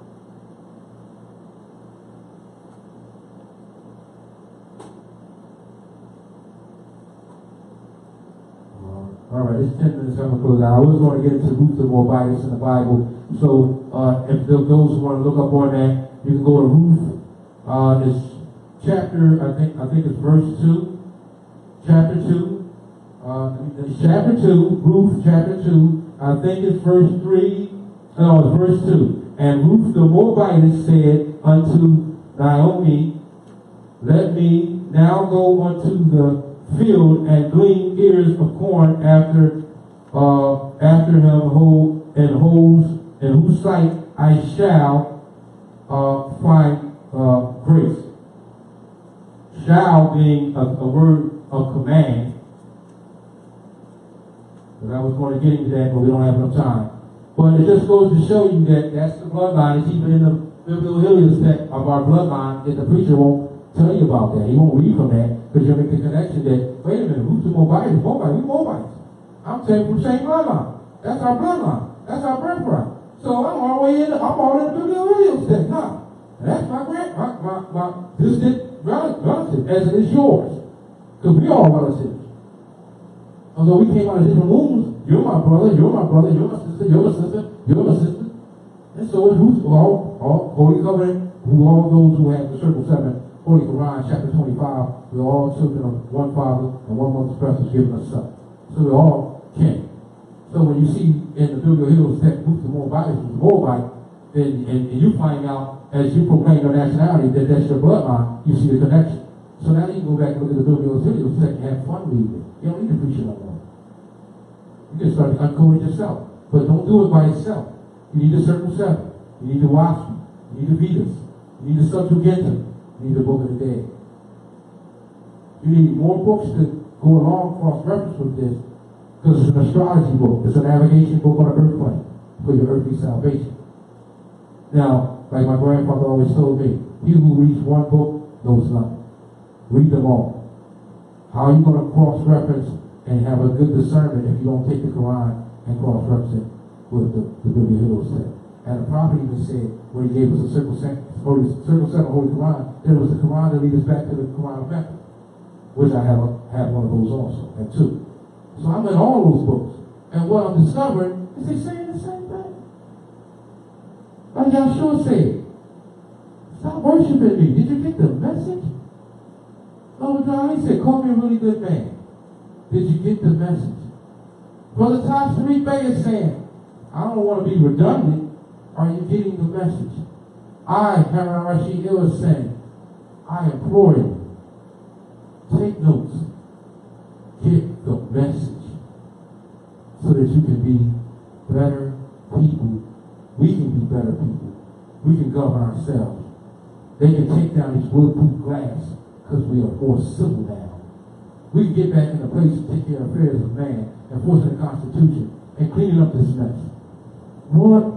We don't have an army. I'm scared. I hear this a lot. We don't have an army. Man is mind, meaning that thoughts are things, meaning that the abstract happens first, then manifests in the physical. I don't need an army. All I need to do is just get in tune with my ancestors and mother and father, ancient mind of my mindset of my mother and father, and use my mind. The tools of the workshop in the mind. And on the abstract, it'll manifest in the physical. There's my army.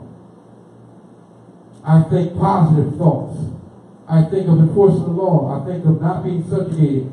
And I think this every day, the energy changes me.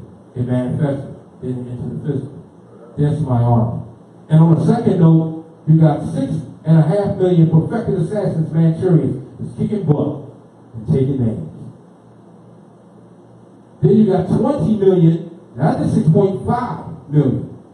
Add the 20 million, and then you got another 20 million in reserves. You got 40 million of people like me. And when I say I'll kill you in every bit of 30 seconds. I can stab with the proper weapons in my hand. I can stab a man 100 times in less than 15 seconds, and you'll go to the ground. Fight science. It's how I know how to move. And I'm fast. I'm faster now at 51 than I ever was at 18.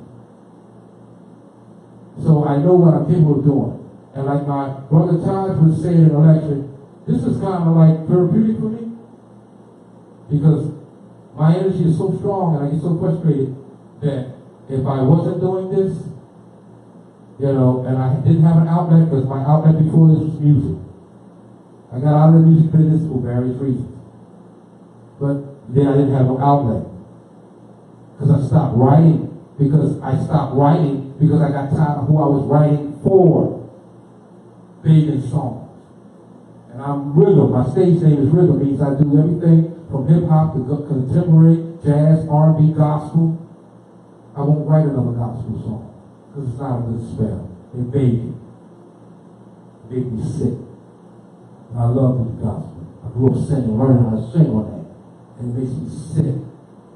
I can't do it. It messes with my vibration. And I'm not saying that the gospel is totally bad. It's just corrupt. I don't like making music, R&B music, because everything is about the woman cheating on the man, or the man cheating on the woman, or he treating the woman with disgust, or she, the same thing. Rap, I don't even need to talk about that, because hip-hop ain't like the way it used to be. Rap now is everything about putting your shirt down to get it wet, bloodied up, how many bricks I can sell, how many pies I can make up, bake up, shake up, take up, hold the block down. Stuff like that. The reason why they got to put up bulletproof glass, it makes me sick. So I said, I'm not doing no music. To Grand C. Cujo, I love you, Grand C. Cujo, IYL, I love you. Keep doing that thing, brother. You and the whole team, keep doing that. That's why I'm there with the solidarity. Because until then, I didn't get motivated to even sit down and write music again. Brother Cujo helped me with that, because what he's putting out and his work in this area is conscious content. And so I said, all right, that's what I want to do. And then I got even further motivated when I came to House of Reawakening Minds and heard Mother Dr. Naila Gilliam Ill's poetry. Now I'm motivated. I can come back now. But before I didn't have an outlet. So I dug myself, I buried myself for 4.5 years. And I miss summers. And I miss going outside, getting fresh air. And I miss doing a lot of things that I love, hanging with friends, hanging with other kin. I didn't do none of that. I stayed in the house like I was a bear in hibernation for 4 years straight. And from sun up, ask my consort, sun up, sun down, headset in my ear. I got a phone that I took a cell phone, an old cell phone, because it's like an iPad, it's like a Palm Pilot, and I filled it up with 100 different lectures. Maybe over 100. I think I got maybe 200 on there. And all I did all day was go from lecture to lecture to lecture. Now each lecture is about 3 to 4 hours long. So I'm constantly in my ear. I'm holding a conversation with you, and I'm constantly in my ear with the lecture. And I'm doing regular things. I'm cleaning the house. I'm doing some work. I'm chopping wood. My normal thing. I'm eating dinner. When I get ready to take my bath at night or wash down at night, it's still in my ear playing. I remove one ear to wipe one ear out, put it back, remove the other ear. I mean, it's constant. It's constant. And then my consort, my beautiful consort, is bearing with me because she has to have my time too. I have to have time to tend to needs of family. However, she can tell you, I would go to sleep with it in my ear. In my left ear, because that operates my right side of my brain for the abstract, so I can retain it. And I did it so much, Taj came to a lecture, Taj channeled, because you know he's psychic. Taj channeled and came into my abstract, and we sat down at the round table, and I got initiated. In the abstract. And he said, when it got around to me, because I'm always eager to talk, but I had to teach myself to be patient, let the other brother speak, wait my turn, don't speak out of turn. And it was hard for me, even in the so-called cream, when it happened, it was hard, but I did it. And when it got around to me, Todd asked me, so what do you think, Brother Aaron? And I said, well, it seems like it's simple. The issue is the principle. And then I was initiated. I woke up. I told my counselor, wow, Todd visited me. And we said it around here. I want a bishop now. Because it's principle. But that goes from me having it in my ear constantly. I played Mother Anna Ida Ill and Mother R.B. Bay so much in my ear, I feel like I know them very personally. You know, I laugh with them. I felt up in their energy. Struggle where we all tried to figure out certain things that we were learning and fruition together. And I played them constantly. Sister Standing on the Law became my anthem. You know, everybody listens to their music on their radios and no, I got sister. What you playing? What you listen to, Sister Standing on the Law? Sons of Allah. Dr. Allen Beck. Of course, you know, our illustrious brother, Grand Chief Thomas Reed Beck. Brother Abdullah, Elderly, Moses Beck. She is the Raya Beck. Because I was tuning in with Facebook for Sunday school with her before I even started studying under Taj. So, I would, and they still there, I still do. I listened to them, and it became my ear. It became to the fact that I'm looking around because if I don't have it, I can't go nowhere. Oh no, I got headaches in my ear, I gotta have something. You know why? because I have a mind that's idle. Workshop for the devil, idle. And I know if I don't constantly feed my mind, so I can relate to what Todd said, this is therapeutic, because if I don't constantly feed my mind, and I come a little bit with this knowledge, I'm ready to go do something. I have to keep going. So, and if I don't keep it occupied, keep it functioning, by keeping the thoughts going, it'll get idle and I'll feel like I'm getting paranoid and scared, like I'm slipping back into servitude mentally. Because the prophet said I came to free from mental servitude. And I don't want to go back there. You know why he needs to go back there? Because the TV is always on. Because the radio is always playing. Because somebody always drive by your highway with a boom box in their car, boom, boom, boom, boom, with the boom crap. Because you can go in certain stores and they got Dupatrons now.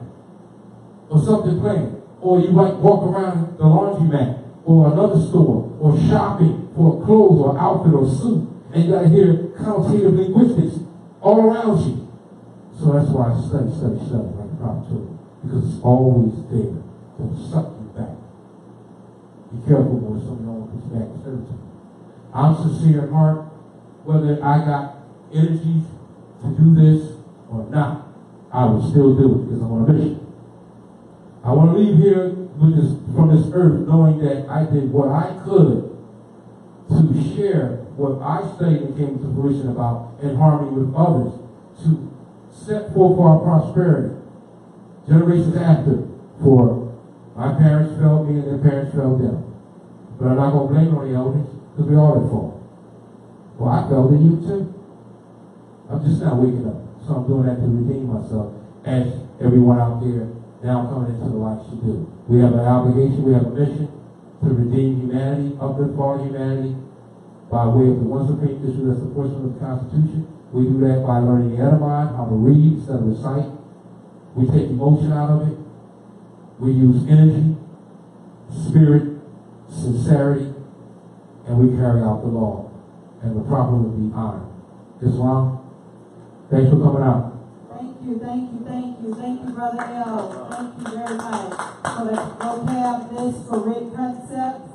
Thank you for coming out and tuning in to the House of Reawakening Minds as we strive to be a holistic center for spiritual grounding, free thought, self-discovery, and more science, and awakening experience for all ages. We have upcoming events. We have August the 24th, Father Hannibal Bay deals with the adept science, the next level chamber of more science. Keep in mind, Brother L also spoke about etymology. We have a registration online through Eventbrite for New Thought, New Talk, Learn Etymology with Brother Abdullah L. Talib Mosey Bay. It is an 8-hour power-packed class. You do not want to miss that. If you want to make sure you get your writs in order, you want to make sure you have the new language, the new thought process, you definitely want to sign up for this online class. It's 25 notes for online class, and classroom is 35 notes. We have limited seating. A servant is always worthy of his hire. We do know that it's the summer months, and some people have strayed away from continuing to learning. Keep in mind, the Europeans have not taken off to keep us in bondage. So I have no idea why this room is not packed for people to learn how to come and get the concepts, the vocabulary, and writs. Also, online, we have a very, very large online following. We need your help at House of Reawakening Minds to keep these programs going, to keep our illustrious teachers and lecturers to be able to properly gift them with, their ability to come out and speak these words unto you to make sure that we are free. So we are asking for your online donations. We're asking for your support so we continue to uplift fallen humanity. We are not begging. It is a charge for you to get in on the game and to assist your brothers and sisters because you are our keepers. So we thank you for tonight. Islam.